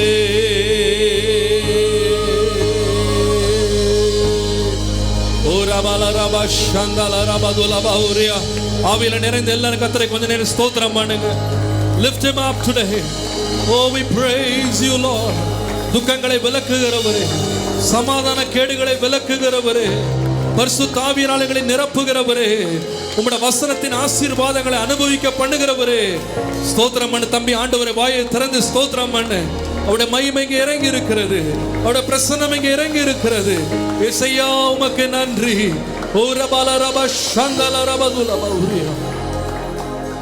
Thank you, mighty Jesus. Thank you, Lord. Thank you, Lord. ஆண்டவரே, உம்முடைய சமாதானத்தை எங்கள் உள்ளத்தில் தருகிற உம்முடைய பரிசுத்த ஆவியானவருடைய கிருபை, அவருடைய பிரசன்னம், அவருடைய அபிஷேகம், வசனத்தினால் உண்டாகிற ஆசீர்வாதங்களை நேராய் கொண்டு வரும்படி ஒவ்வொரு பிள்ளையும் நிரப்பும், ஒவ்வொரு பிள்ளையும் நிரப்பும். ஆசீர்வதியும், கிருபைக்குள்ளே மறைத்து வழி நடத்தும். இயேசுவின் நாமத்தில் பிதாவே, ஆமென், ஆமென். இந்த நிகழ்ச்சி உங்களுக்கு ஆசீர்வாதமாய் அமைந்தது என்று நாங்கள் விசுவாசிக்கிறோம். மேலும் எங்கள் ஆராதனைகள் மற்றும் நிகழ்ச்சிகளை நீங்கள் காண விரும்பினால் ஏசிஏ ஆவடி எனும் யூடியூப் சேனலை சப்ஸ்கிரைப் செய்யும்படி கேட்டுக்கொள்கிறோம். மற்றும் இந்நிகழ்ச்சியின் மூலம் நீங்கள் பெற்றுக்கொண்ட ஆசீர்வாதங்களை எங்களோடு பகிர்ந்து கொள்ளுங்கள். உங்களுடைய தெளிவான முகவரி மற்றும் தொலைபேசி எண்ணோடு சேர்த்து நீங்கள் எழுதி அனுப்ப வேண்டிய இமெயில் அட்ரஸ் acaavadi@gmail.com. மற்றும் உங்கள் ஜெப விண்ணப்பங்களை எங்களோடு பகிர்ந்து கொள்ள நீங்கள் அழைக்க வேண்டிய தொலைபேசி எண் 938-023-7774 மற்றும் 938-221-7774. கர்த்தர் தாமே உங்களை ஆசீர்வதிப்பாராக.